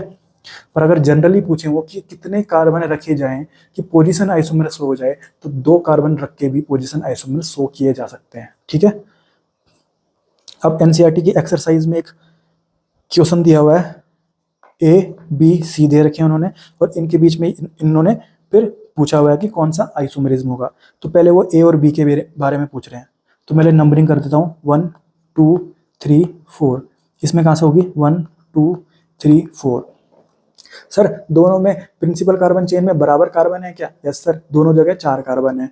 ठीक है, अब मल्टीपल बॉन्ड की पोजीशन देखो, यहाँ पर फर्स्ट पोजीशन पे ये फर्स्ट कार्बन पे लगा हुआ है, और यहाँ पर ये कौन से कार्बन पे लगा हुआ है? सेकंड कार्बन पे लगा हुआ है। सर मल्टीपल बॉन्ड की पोजीशन चेंज हो गई। सर ये तो पोजीशन आइसोमर का एग्जांपल है। ठीक है, तो ए और बी में मैंने बोल दिया पोजीशन आइसोमर। ठीक है, अब मैं तो देखना है ए और सी के बीच में। ठीक है, नंबरिंग करूँ सी में 1 2 3। सर यहाँ पर तो चेन में ही डिफरेंस आ गया, उसमें 4 कार्बन है प्रिंसिपल कार्बन चेन में पहले वाले में, और सी वाले में सिर्फ 3 कार्बन है। तो यहाँ पे तो चेन में ही डिफरेंस आ गया, तो ये किसका कौन सा आइसोमर हो गया? चेन आइसोमर हो गया। फिर ऑप्शन नंबर फिर तीसरा है बी और सी में रिलेशन ढूंढना है। तो बी और सी में, तो बी में प्रिंसिपल कार्बन चेन में कितने कार्बन है? 4 कार्बन है, और सी में सिर्फ 3 कार्बन है। तो यहाँ पर भी चेन में डिफरेंस आ रहा है, तो मैं बोल दूंगा ये भी क्या है? चेन आइसोमर है। ठीक है, तो ये मेरा पोजीशन आइसोमर यहाँ पे खत्म हो गया। तो एनसीईआरटी पोजीशन आइसोमर के बारे में क्या बोलती है देखो, व्हेन टू और more compounds differ in the position of substituent और फंक्शनल ग्रुप। मैंने आपको बताया था ना कि सेम फंक्शनल ग्रुप की या सेम सब्स्टिट्यूएंट की या सेम मल्टीपल बॉन्ड की पोजीशन में डिफरेंस आ जाए। तो यहाँ पर इन्होंने मल्टीपल बॉन्ड इसलिए नहीं लिखा हुआ है क्योंकि याद करो मैंने आपको जब IUPAC पढ़ाया था, मैंने आपको बोला था कि multiple bond is also considered as functional group. तो यहाँ पे ये फंक्शनल ग्रुप के अंदर ही मल्टीपल बॉन्ड को काउंट कर रहे हैं। ठीक है, they are called the position isomers. और फिनोमेना को बोल दिया पोजीशन आइसोमरिज्म। एग्जांपल देखो इसका, propane 1 ol and propane 2 ol. Counting ये फंक्शनल ग्रुप लगा हुआ है, ये फंक्शनल ग्रुप लगा हुआ है, काउंटिंग कहाँ से होगी सर? 1 2 3। इसमें कहाँ से होगी? 1 2 3। अबे ये क्या लिखा हुआ है तुमने यार? एनसीईआरटी तुमने क्या लिखा हुआ है? ये गलत लिखा हुआ है। ये क्या लिखा हुआ है? गलत लिखा हुआ है। एनसीईआरटी भी गलत करेगी तो बच्चे क्या करेंगे यार? अब देखो प्रोपेन 2 ऑल को कैसे लिखते हैं अपन? मिथ इथ प्रॉप, प्रॉप बना दिया और 2 पे लगाना है ऑल, OH। ये है अपना प्रोपेन 2 ऑल। वैलेंसी पूरी करने के लिए हाइड्रोजन डाल दिया। ठीक है, तो ये जो यहाँ पे स्ट्रक्चर बना हुआ था गलत बना हुआ था। ठीक है, तो काउंटिंग कहाँ से करूंगा? यहाँ से 1 2 3। तो प्रिंसिपल कार्बन चेन में दोनों जगह 3 कार्बन है, तो चेन आइसोमर तो नहीं हो सकता। अब फंक्शनल ग्रुप को मैंने देखा, यहाँ पर फर्स्ट कार्बन पे लगा हुआ है, ये देखो इस कार्बन पे, और यहाँ पर ये सेकंड कार्बन पे लगा हुआ है। तो मतलब जो फंक्शनल ग्रुप है उसकी पोजीशन चेंज हो गई ना, इसमें वो फर्स्ट कार्बन पे लगा हुआ है, इसमें सेकंड कार्बन पे, तो फंक्शनल ग्रुप की पोजीशन चेंज हो गई ना, तो क्या इसको पोजिशनल आइसोमरिज्म नहीं बोलूंगा? बोलूंगा सर। ठीक है, तो ये अपना एनसीईआरटी का एग्जाम्पल भी हो गया। ठीक है, अब आता है अपना रिंग चेन आइसोमरिज्म। अब देखो नाम से ही पता लग रहा है एक रिंग है और एक चेन है, मतलब एक साइक्लिक होगा और एक नॉन साइक्लिक। तो ऐसा मेरे को दिख ही जाएगा ना, आंखों से दिख जाएगा, एक साइक्लिक बना हुआ है एक नॉन साइक्लिक। तो मैं देख के ही पहचान जाऊंगा कि ये कौन सा आइसोमरिज्म की बात चल रही है, रिंग चेन आइसोमरिज्म की। तो ये तो बहुत सिंपल है। ठीक है, तो ये लिख दिया मैंने, एक रिंग होगा और एक चेन होगा। ठीक है, मैं देख के ही पहचान जाऊंगा कि ये रिंग चेन आइसोमरिज्म की बात चल रही है। अब देखो एनसीईआरटी में ना रिंग चेन आइसोमरिज्म नहीं दे रखा है, क्योंकि एनसीईआरटी मानती है कि जो फंक्शनल ग्रुप आइसोमरिज्म होता है ना उसी का एक पार्ट है ये रिंग चेन आइसोमरिज्म। ठीक है, तो एनसीईआरटी मानती है कि जो फंक्शनल ग्रुप आइसोमरिज्म है उसी का ये एक पार्ट है रिंग चेन आइसोमरिज्म। ठीक है, तो ये लिख दिया मैंने, sir ring chain isomerism is the type of functional group isomerism, उसी का एक टाइप है ये। अब ध्यान से देखो, जब मैंने आपको डिग्री ऑफ अनसैचुरेशन पढ़ाया था तो मैंने आपको एक चीज बताई थी, ध्यान करो, कि जो एक रिंग होती है ना, जैसे एक रिंग होती है ना, तो उसमें एक डबल बॉन्ड छुपा होता है जो दिखता नहीं है। कोई भी रिंग बन जाएगी, कोई भी साइक्लिक कंपाउंड हो ना जिसमें दिख नहीं रहा होगा डबल बॉन्ड, उसमें एक डबल बॉन्ड, एक उसका डिग्री ऑफ अनसैचुरेशन होता ही है। जैसे बेंजीन है, देखो ये बेंजीन है अपना, तो बेंजीन में कितने डबल बॉन्ड दिख रहे हैं सर? 3 दिख रहे हैं, पर होते कितने हैं सर? 4 होते हैं। इसका डिग्री ऑफ अनसैचुरेशन 3 नहीं आएगा, डिग्री ऑफ अनसैचुरेशन इसका 4 आएगा, क्योंकि एक जो रिंग है ना उसका मतलब ही एक डबल बॉन्ड होता है। ठीक है, उसमें एक छुपा होता है जो दिखता नहीं है। जैसे मैं ये बनाऊं तो इसमें एक भी डबल बॉन्ड नहीं दिख रहा, पर इसका डिग्री ऑफ अनसैचुरेशन कितना होगा? 1 होगा। मतलब एक रिंग का मतलब ही क्या होता है कि एक डिग्री ऑफ अनसैचुरेशन है जो छुपा हुआ है, जो दिख नहीं रहा है। ठीक है, तो जब मैं बात कर रहा हूँ रिंग चेन आइसोमरिज्म की, तो इसमें रिंग बनेगा तो कम से कम एक डबल बॉन्ड तो होना ही चाहिए ना। तो डिग्री ऑफ अनसैचुरेशन इसका कम से कम 1 होना ही चाहिए। तो वही लिखा हुआ है मैंने, for ring chain isomerism degree of unsaturation कम से कम 1 तो होना ही चाहिए, 1 से ज्यादा तो हो सकता है, पर कम से कम 1 डिग्री ऑफ अनसैचुरेशन होना ही चाहिए अगर मुझे रिंग चेन आइसोमरिज्म शो कराना है तो। बाकी डिग्री ऑफ अनसैचुरेशन समझ में नहीं आ रहा है तो लेक्चर नंबर 3 में मैंने अच्छे से पढ़ाया हुआ है, मतलब आपने वो लेक्चर नहीं देखा होगा तो फिर समझ में नहीं आ रहा होगा, कोई दिक्कत नहीं है, ठीक है। अब देखो, मेक, जैसे क्वेश्चन आ गया मेरे पास, make ring chain isomer of C3H6, ठीक है। तो C3H6 का क्या बनाऊं, रिंग चेन आइसोमर, तो पहले मुझे पता करना पड़ेगा ना कि इसमें कितने डबल बॉन्ड है, और जब मेरे को बात आई पता करने की कि इसमें डबल बॉन्ड है कि नहीं है और हैं तो कितने हैं, तो मेरे दिमाग में आ गया बात, मुझे निकालना पड़ेगा डिग्री ऑफ अनसैचुरेशन, ठीक है। तो डिग्री ऑफ अनसैचुरेशन का ये फॉर्मूला मैंने लिखा हुआ है, ठीक है। तो डिग्री ऑफ अनसैचुरेशन क्या होता है, कार्बन जितने दिख रहे होंगे ना उसमें एक और बढ़ाना है, तो 3 दिख रहे थे तो मैंने 4 लिख दिया, ठीक है। माइनस हाइड्रोजन जितने भी दिख रहे हैं ना उसको 2 से डिवाइड करना है, हाइड्रोजन 6 दिख रहे हैं, 2 से डिवाइड किया तो आंसर कितना आएगा, 4 माइनस 3 तो 1। मतलब जो मेरा C3H6 है उसमें एक कहीं ना कहीं क्या परसेंट है, डबल बॉन्ड परसेंट है। तो पहले मैं रिंग वाला बना रहा हूँ, रिंग वाला बना रहा हूँ। 3 कार्बन की रिंग कैसे बनती है, ऐसी तो बनती है, 1 कार्बन 2 कार्बन और 3 कार्बन, और हाइड्रोजन को इसमें शो नहीं करते हैं, और एक इसमें डबल बॉन्ड बना दूं क्या, सर एक डिग्री ऑफ अनसैचुरेशन बनाया था तो एक डबल बॉन्ड मैंने बना दिया। अरे मेरे भाई, रिंग का मतलब ही एक डबल बॉन्ड होता है, अगर तूने एक डबल बॉन्ड बना दिया ना तो इसका मतलब ये हो जाएगा कि डिग्री ऑफ अनसैचुरेशन 2 है, ठीक है। तो इसमें तेरे को डबल बॉन्ड नहीं बनाना है ये। अब इसका चेन वाला बना, तो 1 कार्बन 2 कार्बन 3 कार्बन, इसमें बनाना पड़ेगा तुझे डबल बॉन्ड, ठीक है। तो ये रिंग हो गया, ये मेरा चेन हो गया, और वैलेंसी पूरी करने के लिए मैं हाइड्रोजन डाल सकता हूँ, हाइड्रोजन डाल सकता हूँ। तो ये मेरा रिंग चेन आइसोमर बन गया किसका, C3H6 का, ये रिंग बन गया और ये चेन बन गया। कितना सिंपल है। अब प्रैक्टिस करके मैं बताता हूँ तुमको। देखो जैसे ये पूछ रहा है कि ये कौन सा आइसोमर है, अरे कितने साफ से दिख रहा है, एक रिंग बना हुआ है एक चेन बना हुआ है, तो रिंग चेन आइसोमर ही तो होगा, ठीक है। इसमें टोटल कितने कार्बन है, एक कार्बन, सॉरी एक second, 1 carbon 2 carbon 3 carbon 4 carbon 5 carbon, 1 2 3 4 5, 5 carbon है, ठीक है। और एक रिंग है मतलब एक डबल बॉन्ड होगा, तो एक डबल बॉन्ड भी दिख रहा है, हाँ। तो ये किसका एग्जांपल हो जाएगा, रिंग चेन आइसोमर का। अब अगला क्वेश्चन है, क्या ये रिंग चेन आइसोमर है, अरे ये तो दोनों ही रिंग बने हुए हैं, अगर ये, अरे ये तो दोनों ही रिंग बने हुए हैं, यहाँ पे भी रिंग बना हुआ है, ये भी तो रिंग बना हुआ है, और ये भी रिंग बना हुआ है, ये तो दोनों ही रिंग बने हुए हैं, तो ये रिंग चेन आइसोमर तो नहीं होगा। रिंग चेन आइसोमर क्या होते हैं, एक रिंग बनाओ और एक सीनियर सिंपल मतलब लीनियर स्ट्रक्चर हो, मतलब नॉन साइक्लिक हो, ठीक है, जैसे यहां पर था ये वाला।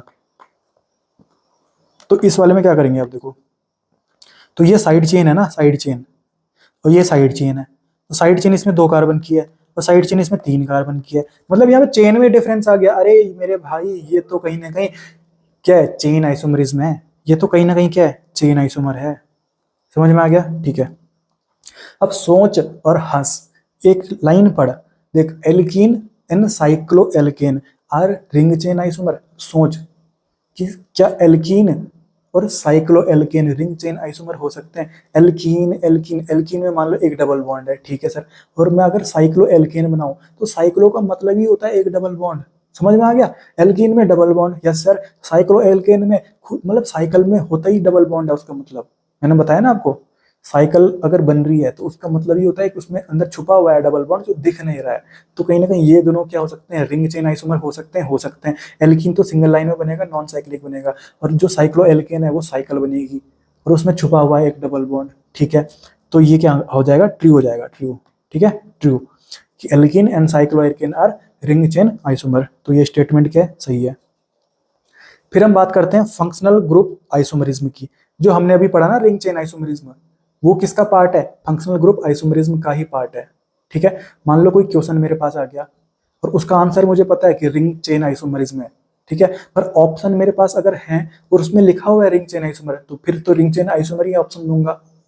पर ऑप्शन में रिंग चेन आइसोमर नहीं दिख रहा और फंक्शनल ग्रुप आइसोमर लिखा हुआ है, तो मैं फंक्शनल ग्रुप आइसोमर ही टिक मार के आऊंगा, ठीक है, क्योंकि मुझे पता है जो रिंग चेन आइसोमर है ना वो किसका पार्ट है, वो किसका टाइप है, वो फंक्शनल ग्रुप आइसोमर का ही टाइप है, ठीक है।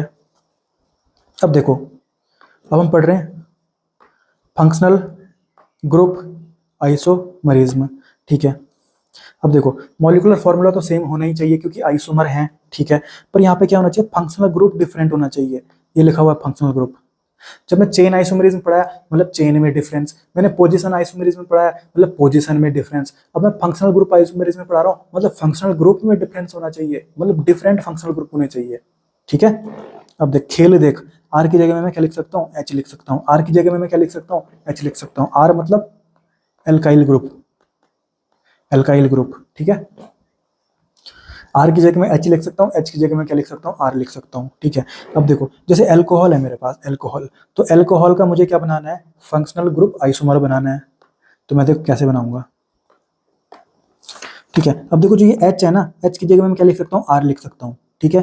तो आर मुझे कहीं से भी नहीं लिखना, यहीं से उठा के लिखना है ना। अगर मैं अपना एक्स्ट्रा डाल दूं CH3 तो फिर तो कार्बन यहाँ 2 होंगे, उधर कार्बन 3 हो जाएंगे, तो फिर ये तो आइसोमर ही नहीं रह जाएगा, तो यहीं से चुरा के मुझे डालना पड़ेगा, ठीक है। तो यहां से ये वाला कार्बन जो CH3 है वो डाल दिया मैंने उधर, ठीक है।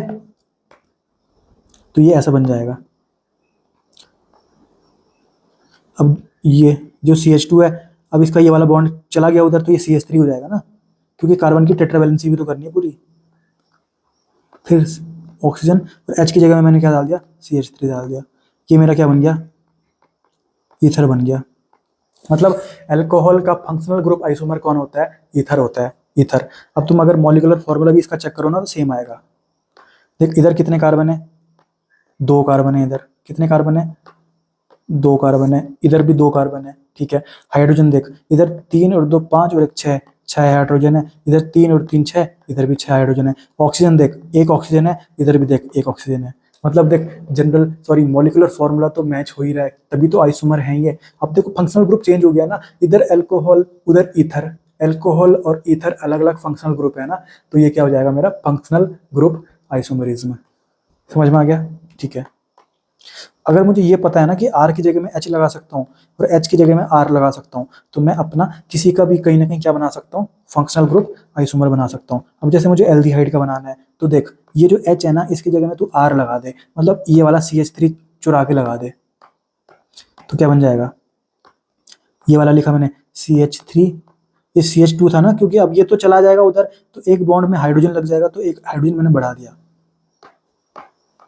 CH3, फिर सिंगल बॉन्ड, फिर C डबल बॉन्ड O, फिर H, H की जगह में मैं क्या लगा रहा हूँ, CH3, तो ये मेरा बन गया कीटोन। तो एल्डिहाइड का फंक्शनल ग्रुप आइसोमर कौन होता है, कीटोन होता है। एल्डिहाइड का फंक्शनल ग्रुप आइसोमर कौन होता है, कीटोन होता है। अब तुम कार्बन हाइड्रोजन ऑक्सीजन भी गिन लोगे ना, तो दोनों जगह बराबर ही आएंगे, और ये आइसोमर है तभी तो, क्योंकि मॉलिक्यूलर फॉर्मूला सेम है। और ये कौन सा आइसोमर है, फंक्शनल ग्रुप आइसोमर्स है, क्योंकि इधर एल्डिहाइड उधर कीटोन, दोनों अलग अलग फंक्शनल ग्रुप हैं, ठीक है। अब एसिड, एसिड एसिड, ठीक है। तो ये H दिख गया, H की जगह में अपने को ये वाला CH3 लगा देना है, तो क्या हो जाएगा CH3, C double bond O, O, CH3, ये मेरा बन गया एसिड का ईस्टर। मतलब एसिड का फंक्शनल ग्रुप आइसोमर कौन होता है, ईस्टर होता है, ठीक है सर। इसको देखो तो ये साइनाइड है, तो साइनाइड का देखो ये उल्टा कर देना है, CN था तो CN को NC कर देना है, तो ये साइनाइड का बन जाएगा आइसोसाइनाइड। ये साइनाइड था तो इसका क्या बन जाएगा, आइसोसाइनाइड बन जाएगा, ठीक है।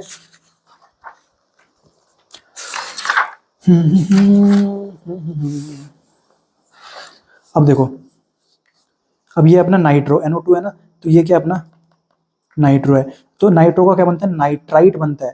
देख सेम टू सेम वही लिखना है, CH3 CH2 O N double bond O, ONO मतलब नाइट्राइट।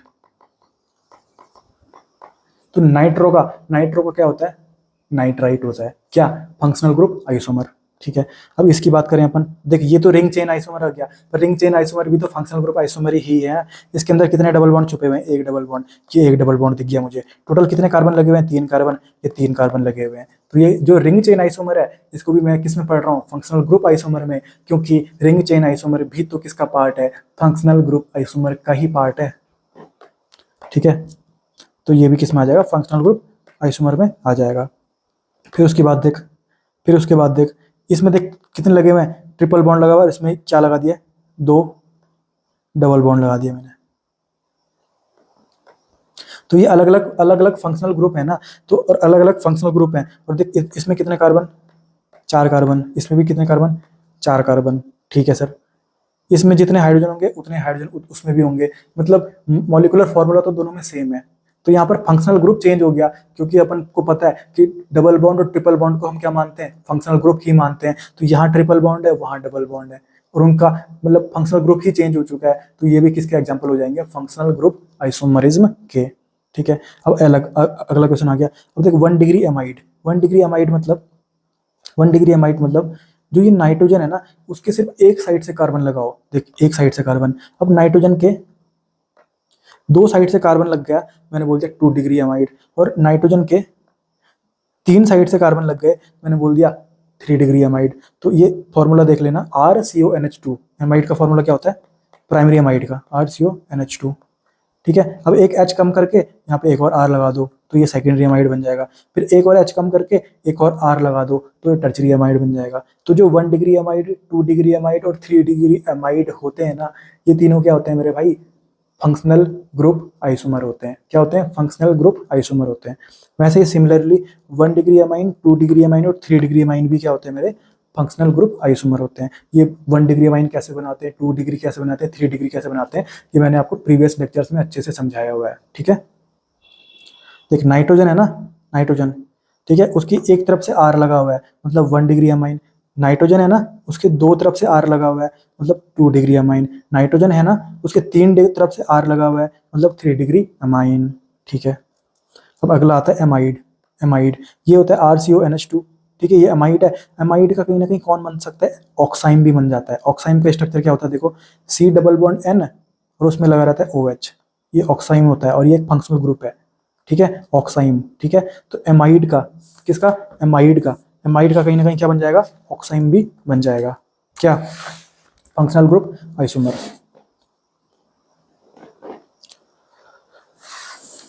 ठीक है, अब ध्यान से देखो, ये स्ट्रक्चर किसका है, ऑर्थोक्रिसोल का। ये किसका है, अल्कोहल का। ये किसका है, एनाइसोल का। ठीक है, ये स्ट्रक्चर देख लेना, कॉमन नेम्स हैं। ठीक है, अब देखो जो ये ऑर्थोक्रिसोल है ना, ये है तो अल्कोहल ही, ये तो है अल्कोहल ही, और ये भी अल्कोहल है। तो क्या अल्कोहल और अल्कोहल तो एक ही फंक्शनल ग्रुप है ना, तो क्या ये फंक्शनल ग्रुप आइसोमर में आ सकते हैं, क्या नहीं आ सकते। परंतु जब देखा गया तो ये जो ऑर्थोक्रिसोल है ना, इसने ब्लू लिटमस रेड कर दिया, मतलब जो लिटमस पेपर है ना उसको ब्लू लिटमस रेड कर दिया इसने। बाकी मैं अल्कोहल में जब मैंने इस वाले को देखा तो इसने लिटमस पेपर में कोई भी रिएक्शन शो नहीं करी। मतलब यहाँ पर जो केमिकल प्रॉपर्टीज है वो चेंज हो रही है, इसके कारण मतलब ये आइसोमर है और ये फंक्शनल ग्रुप, अलग ही ग्रुप माना जाता है इनको। तो किसको, ऑर्थोक्रिसोल को। तो ये यहाँ पे फंक्शनल ग्रुप आइसोमर शो करता है। ठीक है, ये दोनों क्या है, फंक्शनल ग्रुप आइसोमर है। और मतलब ये तीनों एक दूसरे के क्या है, फंक्शनल ग्रुप आइसोमर हैं। ये तीनों एक दूसरे के, समझ में आ गया। ठीक है, ये एनाइसोल कौन से ग्रुप में आता है, ईथर में आएगा ना ये। इसको R मान लूं मैं, फिनाइल ग्रुप है, RO और ये R, ऐसे बन गया ना, ROR। ROR क्या होता है, ईथर होता है। ठीक है, तो ये ईथर हो गया, ये अल्कोहल हो गया। हालांकि ये भी अल्कोहल था, पर इसने कहीं ना कहीं केमिकल प्रॉपर्टीज चेंज कर दी, इसको अलग ही ग्रुप मान दिया जाता है। तो यहाँ पर ये भी क्या माना जा रहा है कि फंक्शनल ग्रुप आइसोमर है। ठीक है, अब एनसीईआरटी फंक्शनल ग्रुप आइसोमर के बारे में क्या बोलती है, 2 और more compounds having the same molecular formula. Obviously molecular formula तो सेम ही होना चाहिए, but different functional group, functional group अलग होने चाहिए इसमें। तो क्या बोलते हैं उसको, फंक्शनल आइसोमर बोलते हैं, और इस फिनोमेना को फंक्शनल आइसोमरिज्म बोलते हैं। और इसका एग्जांपल देखो यहाँ पे दे रखा है, एग्जांपल दे रखा है इन्होंने। ये कीटोन है ओन, और ये अल मतलब एल्डिहाइड है। देखो नंबरिंग कैसे करूंगा, 1 2 3, इसमें कैसे करूंगा 1 2 3। तो अलग अलग फंक्शनल ग्रुप लगे हुए हैं ना, ये एल्डिहाइड लगा हुआ है, ये कीटोन लगा हुआ है, तो फंक्शनल ग्रुप ही डिफरेंट हो गए। तो कौन सा आइसोमर हो गया मेरा, फंक्शनल ग्रुप आइसोमर हो गया। ठीक है सर, अब आता है मेटामेरिज्म। अब क्या आता है, मेटामेरिज्म। अब मेटामेरिज्म देखो है तो आइसोमरिज्म में, तो ये बोल दूं क्या, सेम मॉलिक्यूलर फार्मूला। आइसोमर जो भी होगा उसका मॉलिक्यूलर फार्मूला तो सेम ही होगा, तो सेम मॉलिक्यूलर फार्मूला तो मैं सब जगह बोल रहा हूँ। ठीक है, अब देखो मेटामेरिज्म बहुत सिंपल है। मेटामेरिज्म में अपने को क्या देखना पड़ता है ना, ये देखने को मिलता है पॉलीवेलेंट फंक्शनल ग्रुप में। पॉलीवेलेंट फंक्शनल ग्रुप मतलब ऐसे फंक्शनल ग्रुप जिनके मैं दो, कम से कम 2 साइड से कुछ लगा सकता हूँ। जैसे देखो ईथर बनाओ ना, ईथर, ईथर ये होता है ROR। ठीक है, देखो मतलब ये, क्योंकि R क्या फिक्स है, क्या R क्या फिक्स है, क्योंकि R सिर्फ CH3 ही होगा। आर क्या फिक्स है? क्या आर तो बहुत कुछ भी लगा सकता हूँ, आर की जगह में फिनाइल लगा सकता हूँ, बहुत बड़े बड़े आर लगा सकता हूँ, कुछ भी लगा सकता हूँ। मतलब दोनों तरफ से मेरे पास गुंजाइश है कि वहां से भी कुछ चेंज कर सकता हूँ, यहाँ से भी चेंज कर सकता हूँ। तो इसको अपन बोलते हैं कि पॉलीवेलेंट फंक्शनल ग्रुप, जिनके पास गुंजाइश होती है कि मैं इनके अलग अलग साइड से कुछ भी लगा सकता हूँ। ठीक है, क्योंकि आर की वैल्यू फिक्स तो नहीं है, आर तो कुछ भी हो सकता है। ठीक है, तो मेटामरिज्म अपने को ईथर में से होगा, थियो ईथर में से होगा, मतलब क्योंकि यहाँ से भी कुछ भी लगा सकता हूँ, यहाँ से भी कुछ भी लगा सकता हूँ। ठीक है, फिर अपना कीटोन में कुछ भी होगा, क्योंकि ये R C O R, R तो कुछ भी हो सकता है। ठीक है, तो ये पॉलीवेलेंट फंक्शनल ग्रुप है। ठीक है, ईस्टर में, क्योंकि यहाँ भी कुछ भी लगा सकता हूँ, यहाँ भी कुछ भी लगा सकता हूँ। ठीक है सर, ईस्टर में से होगा। सेकेंडरी अमाइन में से होगा, सेकेंडरी एमाइड में से होगा, टर्चरी एमाइन में से होगा, टर्चरी एमाइड में से होगा, एनहाइड्राइड में से होगा, क्योंकि यहाँ आर लगा रहता है ना, आर। एक सेकेंड, यहाँ भी आर लगा हुआ है, यहाँ भी आर लगा हुआ है, मतलब मैं कुछ भी चेंज कर सकता हूँ दोनों साइड से। ठीक है, तो इनको बोलते हैं पॉलीवेलेंट फंक्शनल ग्रुप। और जो भी पॉलीवेलेंट फंक्शनल ग्रुप होंगे उनमें अपन क्या यूज कर सकते हैं? मेटामेरिज्म उनमें यूज किया जा सकता है। अब देखो, तो मेरे को पता लग गया कि सर जो पॉलीवेलेंट फंक्शनल ग्रुप है उनमें मेटामेरिज्म शो होता है। तो मैं आपको एक एग्जांपल बताता हूँ कि पॉलीवेलेंट फंक्शनल ग्रुप कौन नहीं है। जैसे मैं अल्कोहल की बात करूँ तो अल्कोहल क्या होता है? R O H. इसके सिर्फ यहाँ से मैं चेंज कर सकता हूँ ना, एच। एच तो एक ही प्रकार का होता है, अलग अलग प्रकार के एच थोड़ी होते हैं। तो वहां से तो फिक्स है कि वहां एच ही रहना है। अब मैं सिर्फ इसका यहीं से चेंज कर सकता हूँ। तो क्या अल्कोहल में यूज किया जा सकता है? यूज किया जा सकता है, मेटामेरिज्म में नहीं यूज किया जा सकता। वैसे मैं एसिड की बात करूँ, आर सी ओ एच, यहाँ से तो फिक्स है ना, यहाँ से तो फिक्स है, वहां से एच ही रहेगा, है ना। तो सिर्फ चेंज यहाँ से कर सकता हूँ मैं, क्योंकि आर तो अलग अलग प्रकार के होते हैं। ठीक है, तो ये कहीं ना कहीं ये क्या है? पॉलीवेलेंट फंक्शनल ग्रुप नहीं है, इसमें मेटामेरिज्म नहीं होने वाला।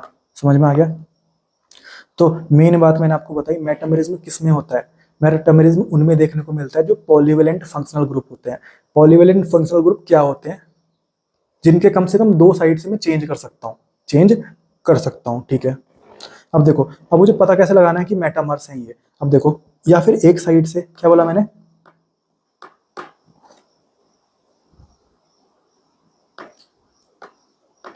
या फिर एक साइड से चेंज हो रहा हो, या फिर दोनों साइड से चेंज हो रहा हो। ठीक है, या फिर एक साइड से चेंज हो रहा हो, या फिर दोनों साइड से चेंज हो रहा हो, तो मैंने बोल देना कि ये मेटामर्स है। अब मैं एग्जांपल आपको कराऊंगा तो आपको क्लियर कट पूरा क्रिस्टल क्लियर हो जाएगा। ठीक है, ये ओ को मैंने पकड़ा, ये ओ को मैंने पकड़ा, सर इधर एक कार्बन है, इधर दो कार्बन है। ठीक है, एक से भी चेंज हो गया, मैंने बोल दिया मेटामर है, मेटामर है। ठीक है, अब देखो चेंज तो इसमें इधर से भी हो रहा है, यहाँ तीन कार्बन है, यहाँ सिर्फ दो कार्बन है, दो दो जगह से चेंज हो रहा है तो अच्छी बात है। पर अगर एक जगह से भी चेंज हो जाए ना, मैंने बोल देना मेटामर है। ठीक है, इसकी एग्जांपल देखते हैं। ओ पकड़ा, ओ पकड़ा, यहाँ से देखो, यहाँ से तो फिक्स है, पर यहाँ से देखो चेंज हो रहा है, दिख रहा है तेरे को? अलग अलग चेंज ही नहीं हो रहा। ऐसे नहीं देखने की कितने कार्बन है, देखो स्ट्रक्चर चेंज हो रहा है कि नहीं हो रहा, स्ट्रक्चर चेंज हो रहा है कि नहीं हो रहा। उधर उधर से ऊपर वाले में तो क्या है? एन प्रोपाइल, और नीचे वाले में क्या है? Iso propyl. ठीक है, इसको आइसो बोलते हैं ना जब वाई बनता है। ठीक है, तो ये क्या हो जाएगा अपना? मेटामर हो जाएगा। ये भी मेटामर था। इसमें देखो, इसको पकड़ा, इसको पकड़ा, लेफ्ट में देखा, सर लेफ्ट में भी चेंज हो गया, ऊपर एक कार्बन है, नीचे दो कार्बन का है। ठीक है, तो ये क्या होगा? मेटामर हो जाएगा। इसको अपन इन दोनों को देखते हैं। सर ये बेंजीन जो लगा हुआ है ना, ये सी डबल बॉन्ड ओ के साथ लगा हुआ है। अब नीचे वाले में देखा, नीचे वाले में देखा, जो बेंजीन लगा हुआ है वो किसके साथ लगा हुआ है? ओ के साथ लगा हुआ है। और जो ये साइक्लो हेक्सेन है ना, वो इसमें ओ के साथ लगा हुआ है, और इसमें किसके साथ लगा हुआ है? सी डबल बॉन्ड ओ के साथ। मतलब वो चेंज हो रहा है मेरे भाई, चेंज हो रहा है। ऊपर वाले में benzene C double bond O के साथ था, अब नीचे में benzene C double bond O के साथ नहीं है। सी डबल बॉन्ड ओ के साथ तो साइक्लोहेक्सेन लगा हुआ है ना, तो ये चेंज हो रहा है। इसको मैंने मेटामर बोल दिया। ठीक है, अगला क्वेश्चन देखते हैं, अगला क्वेश्चन देखते हैं। ये तो क्वेश्चन ही गलत लिखा हुआ मैंने, एक सेकंड।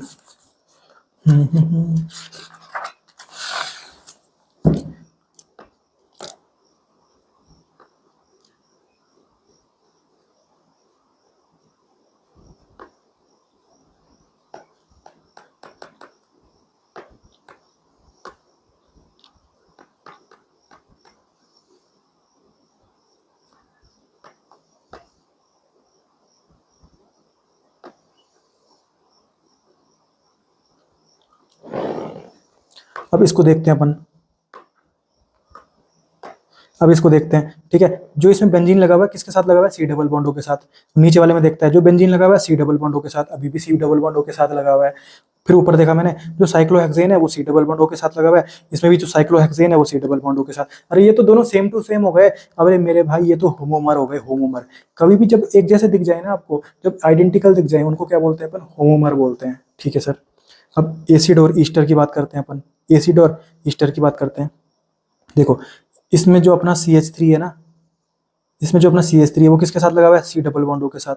और यहाँ देखो जो CH3 है वो किसके साथ लगा हुआ है, O के साथ लगा हुआ है। मतलब चेंज तो हो रहा है, तो ये भी कहीं ना कहीं अपने क्या हो गए, मेटामर हो गए। ये क्या हो गए अपने, मेटामर हो गए।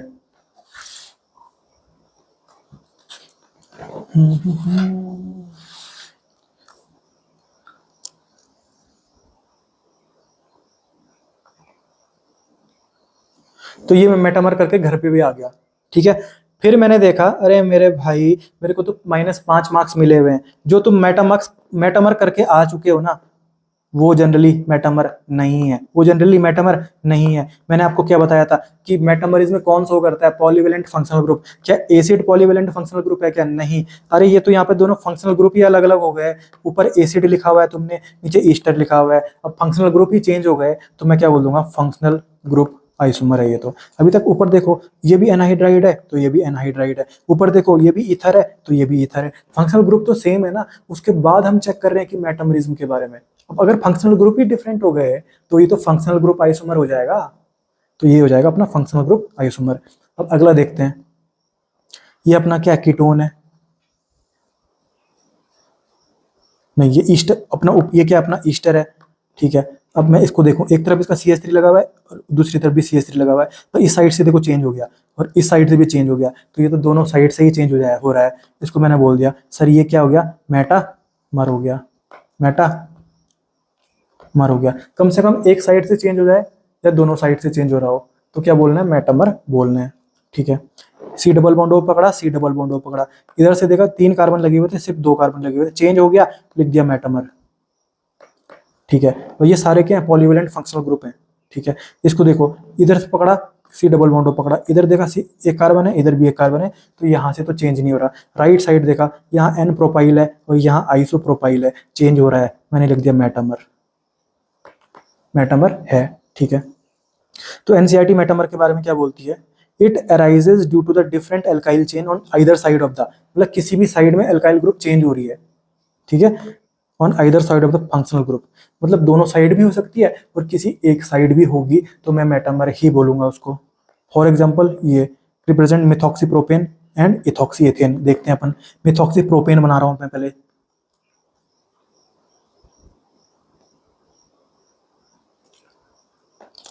मिथॉक्सी प्रोपेन, ये प्रोपेन बनाया मैंने, फिर ओ, फिर मिथॉक्सी बनाने के लिए OCH3 लगाना पड़ेगा मुझे, ये लगा दिया CH3, तो ये मेरा प्रोपेन बन गया। और इसको क्या बोलते हैं अपन, मिथॉक्सी, तो ये मेरा बन गया मिथॉक्सी प्रोपेन। अब मैं बना रहा हूँ अपना ethoxy ethane, ethoxy ethane, ethane बन गया, ये ओ इथॉक्सी मतलब ये और ये अपना बन गया इथॉक्सी इथेन। तो मैंने जब IUPAC आपको पढ़ाया था तब मैंने आपको ये सिखाए थे, ठीक है। इसको अपन बोलते हैं इथॉक्सी, OC2H5 को, ये क्या है OC2H5, ये क्या है OCH3 को बोलते हैं मिथॉक्सी। अब देखो इधर क्या है इथेन, ये क्या प्रोपेन, तो ऊपर वाला हो गया मिथॉक्सी प्रोपेन और नीचे हो गया मिथॉक्सी इथेन, ठीक है। अब ध्यान से देखो, ठीक है, ये ईथर वाला है ना, ईथर, ईथर है, तो देखो इसके लेफ्ट साइड 3 कार्बन है और इसके 2 हैं, तो चेंज हो गया ना, तो एक साइड भी चेंज हो जाए तो क्या बोलते हैं, मेटामर बोलते हैं। तो ये किसका एग्जांपल है, मेटामर के, समझ में आ गया, ठीक है। अब उसके बाद स्ट्रक्चरल आइसोमर मैंने आपको 5 पढ़ा दिए। सबसे पहले मैंने आपको चेन आइसोमर पढ़ाया, फिर आपको मैंने पोजीशन आइसोमर पढ़ाया, फिर मैंने आपको रिंग चेन आइसोमर पढ़ाया, फिर मैंने आपको फंक्शनल ग्रुप आइसोमर पढ़ाया, फिर मैंने आपको मेटामर पढ़ाया, और एक और आता है स्ट्रक्चरल आइसोमर में, वो होता है टॉटोमेरिज्म। और ये मैंने आपको पूरा अच्छे से बता रखा है, सारे क्वेश्चंस भी करा रखे हैं, और कितने फॉर्मेट में उसमें क्वेश्चंस आते हैं, क्वेश्चंस एग्जाम में पूछे जाते हैं, वो भी मैंने आपको कराया हुआ है, ठीक है। तो टॉटोमेरिज्म मैंने लिख दिया, ऑलरेडी डन, ठीक है। अब अगला क्वेश्चन आता है, नीट 2021 का, नीट 2021 का क्वेश्चन है, the compound which show metamerism, इनमें से कौन सा कंपाउंड है जो मेटामरिज्म शो कर रहा है। तो एक बात ध्यान से देखो, जब मैंने आपको मेटामरिज्म पढ़ाया था ना, तो जितने भी थे उनमें कम से कम एक एलिमेंट ऐसा आया जो कार्बन और हाइड्रोजन के अलावा हो। तो देखो इसमें ऑक्सीजन लगा हुआ है, इसमें सल्फर लगा हुआ है, इसमें ऑक्सीजन लगा हुआ है, इसमें ऑक्सीजन लगा हुआ है, इसमें नाइट्रोजन लगा हुआ है, इसमें नाइट्रोजन लगा हुआ है, नाइट्रोजन लगा हुआ है, ऑक्सीजन लगा हुआ है, ऑक्सीजन लगा हुआ है, मतलब कोई ना कोई कार्बन से ज्यादा इलेक्ट्रोनेगेटिव वाला होना ही चाहिए, तभी मेरा कहीं ना कहीं मेटामरिज्म शो होगा। ठीक है सर। यहाँ पर देखते हैं, यहाँ पर तो सिर्फ कार्बन और हाइड्रोजन दे रखे हैं, ये कभी मेटामरिज्म शो कर सकता है क्या? नहीं कर सकता मेरे भाई, नहीं कर सकता। ठीक है। और मेटामरिज्म जब मैंने आपको पढ़ाया था, सबसे जो मेन उसका है वो कौन शो करते हैं? ईथर शो करते हैं, ROR। और एनसीईआरटी में भी जो एग्जाम्पल दे रखा था उसमें भी ईथर ही दे रखा था। ठीक है। तो इसको सॉल्व कैसे करना है, देखो इसको मैं चेक करता हूँ, C3H8O, मतलब 3 कार्बन का ईथर बना बनाऊं, अगर 3 कार्बन का ईथर, एक RO, एक तरफ मैंने 1 कर दिया, एक तरफ मैंने 2 कर दिया। और हाइड्रोजन पूरा करने के लिए मैं क्या करूंगा, देखो यहाँ पे 3 हाइड्रोजन लगाऊंगा, इसमें भी 3 लगाऊंगा और इसमें 2 लगाऊंगा। तो कार्बन कितने हो गए सर? 3 हो गए। हाइड्रोजन कितने हो गए? 3 4 5 6 7 8, हाइड्रोजन 8 हो गए। और ऑक्सीजन कितना है? 1 है। ऑक्सीजन कितना है? 1 है। ठीक है। तो ये जो स्ट्रक्चर दिख रहा था वो ईथर का था। तो ये क्या ईथर जो मेरे को दिख रहा है, ये मेटामरिज्म शो कर सकता है क्या? मेटामरिज्म शो कर सकता है क्या? पॉलीवेलेंट फंक्शनल ग्रुप है ना, तो मेटामरिज्म शो कर सकता है? कर सकता है। पर क्या मेटामरिज्म शो करेगा क्या? ये नहीं करेगा मेरे भाई। देख, अगर मेरे को, अब मैं इसको इसका कैसे बना सकता हूँ मेटामर, ऑक्सीजन ले लूँ, तो जो दो, अब 2 कार्बन उधर थे, अब मैंने 2 इधर ले लिए और 1 उधर लिख दिया, तो क्या ये मेटामर बन जाएगा क्या? ये तो वापस से वही बन जाएगा, जो 2 उधर थे अब वो 2 मैंने इधर लिख लिए, जो 1 इधर था वो मैंने 1 उधर लिख दिया। ये मेटामर थोड़ी बन जाएगा, ये तो आइडेंटिकल बन गया, ये तो होमोमर बन गया, होमोमर। तो 3 कार्बन में कहीं ना कहीं मेटामर शो नहीं कर रहा है ये। ठीक है। तो ये ऑप्शन क्या हो जाएगा? गलत हो जाएगा। अब मैं इसकी बात करता हूँ 4 कार्बन का। 4 कार्बन मतलब 2 इधर कर दिए, 2 उधर कर दिए एक में, और एक में मैंने क्या 3 इधर कर दिए और 1 उधर कर दिया। अब चेंज हो रहा है ना, अब देखो एक तरफ 3 हो गए, एक तरफ यहाँ 2 है, एक तरफ और वहाँ 2 है और यहाँ 1 है, तो एक तरफ भी चेंज हो जाए, जैसे यहाँ 3 2 है और यहाँ कितने हो गए? 3 हो गए, तो ये क्या हो जाएगा? मेटामर हो जाएगा। पहले मैं ये तो देख लूँ कि ये फॉर्मूला मैच हो रहा है कि नहीं हो रहा, देखता हूँ।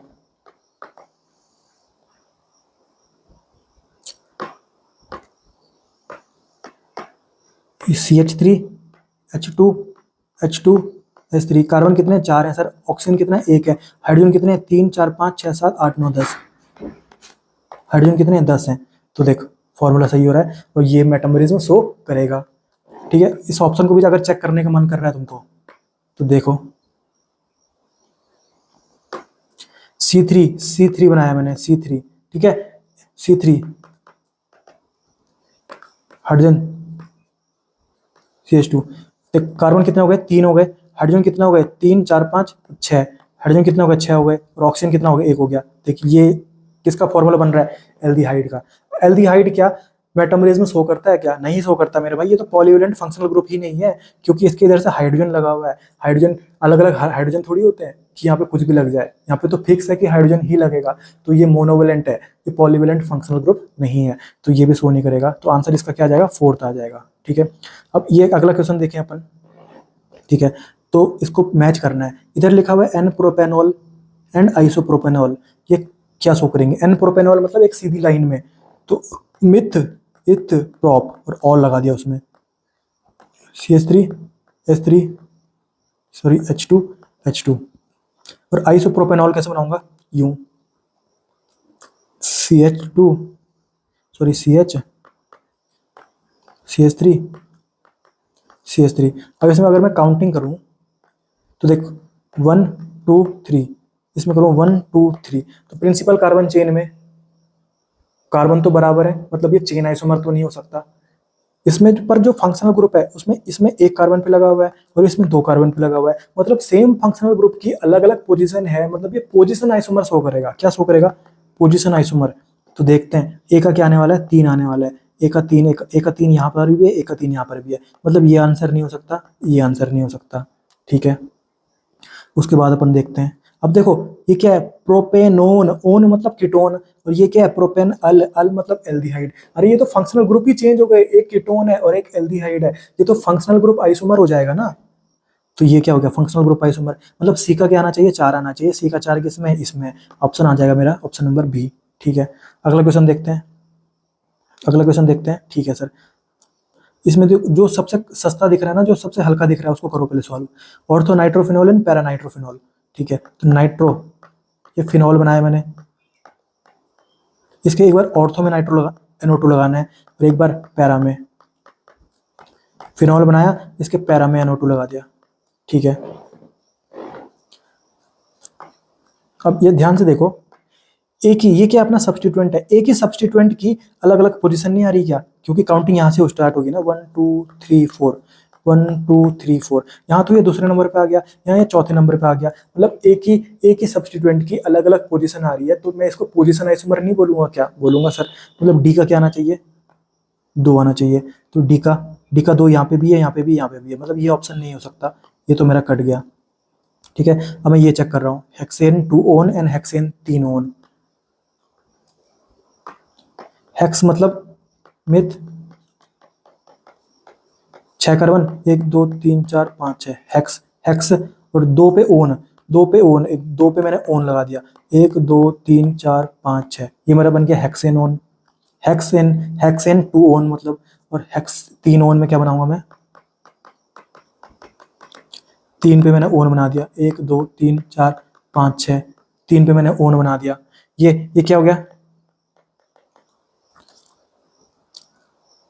हेक्सेन 2 ओन, ओन मतलब कीटोन, और ये बढ़िया मेरा हेक्सेन 3 ओन, ओन मतलब कीटोन। ठीक है, अब देखो ये क्या बन गया मेरा हेक्स। ठीक है, तो ये क्या है, मेरा पॉलीवेलेंट फंक्शनल ग्रुप है क्या, yes sir polyvalent functional group है। तो देखता हूँ मैं चेंज हो रहा है क्या, इधर सिर्फ 1 कार्बन, इधर सिर्फ 2 कार्बन, एक तरफ भी मुझे दिख जाए, मैं क्या बोल दूंगा, मेटामर बोल दूंगा, मेटामर बोल दूंगा, मैं क्या बोलूंगा, मेटामर बोलूंगा। अब कभी कभी किसी के दिमाग में आ जाता है कि सर ये तो टोटोमर भी हो सकता है, सर ये तो टोटोमर भी हो सकता है, क्योंकि ये क्या CH3 है ना इधर, क्योंकि इसको मैंने पकड़ा अल्फा कार्बन, अल्फा कार्बन क्या है मेरा sp3 है, और उसके पास हाइड्रोजन भी है, तो ये तो टोटोमर भी हो सकता है। हाँ ये टोटोमर हो सकता है, पर क्या उसका टोटोमरिक स्ट्रक्चर ये बनेगा क्या, अरे मेरे भाई कीटो का टोटोमरिक स्ट्रक्चर इनॉल बनता है, तो इसमें इन होना चाहिए और ऑल होना चाहिए, अल्कोहल होना चाहिए इसमें। तो ये जो 2 दे रखे हैं ना, उनके बारे में बताना है, उनके बारे में क्या रिलेशन है, तो इन दोनों के बारे में रिलेशन क्या है, ये मेटामर्स है मेरे भाई, मेटामर्स। तो ये दोनों एग्जाम्पल मेटामर्स के हैं।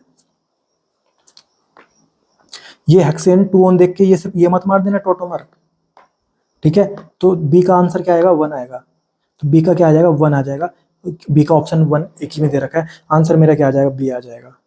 ठीक है, तो मैंने आपको ये जो स्ट्रक्चरल आइसोमर है, ये मैंने अच्छे से आपको पढ़ा दिया है। मैं उम्मीद करता हूँ कि आपको पूरा अच्छे से समझ में आ गया होगा।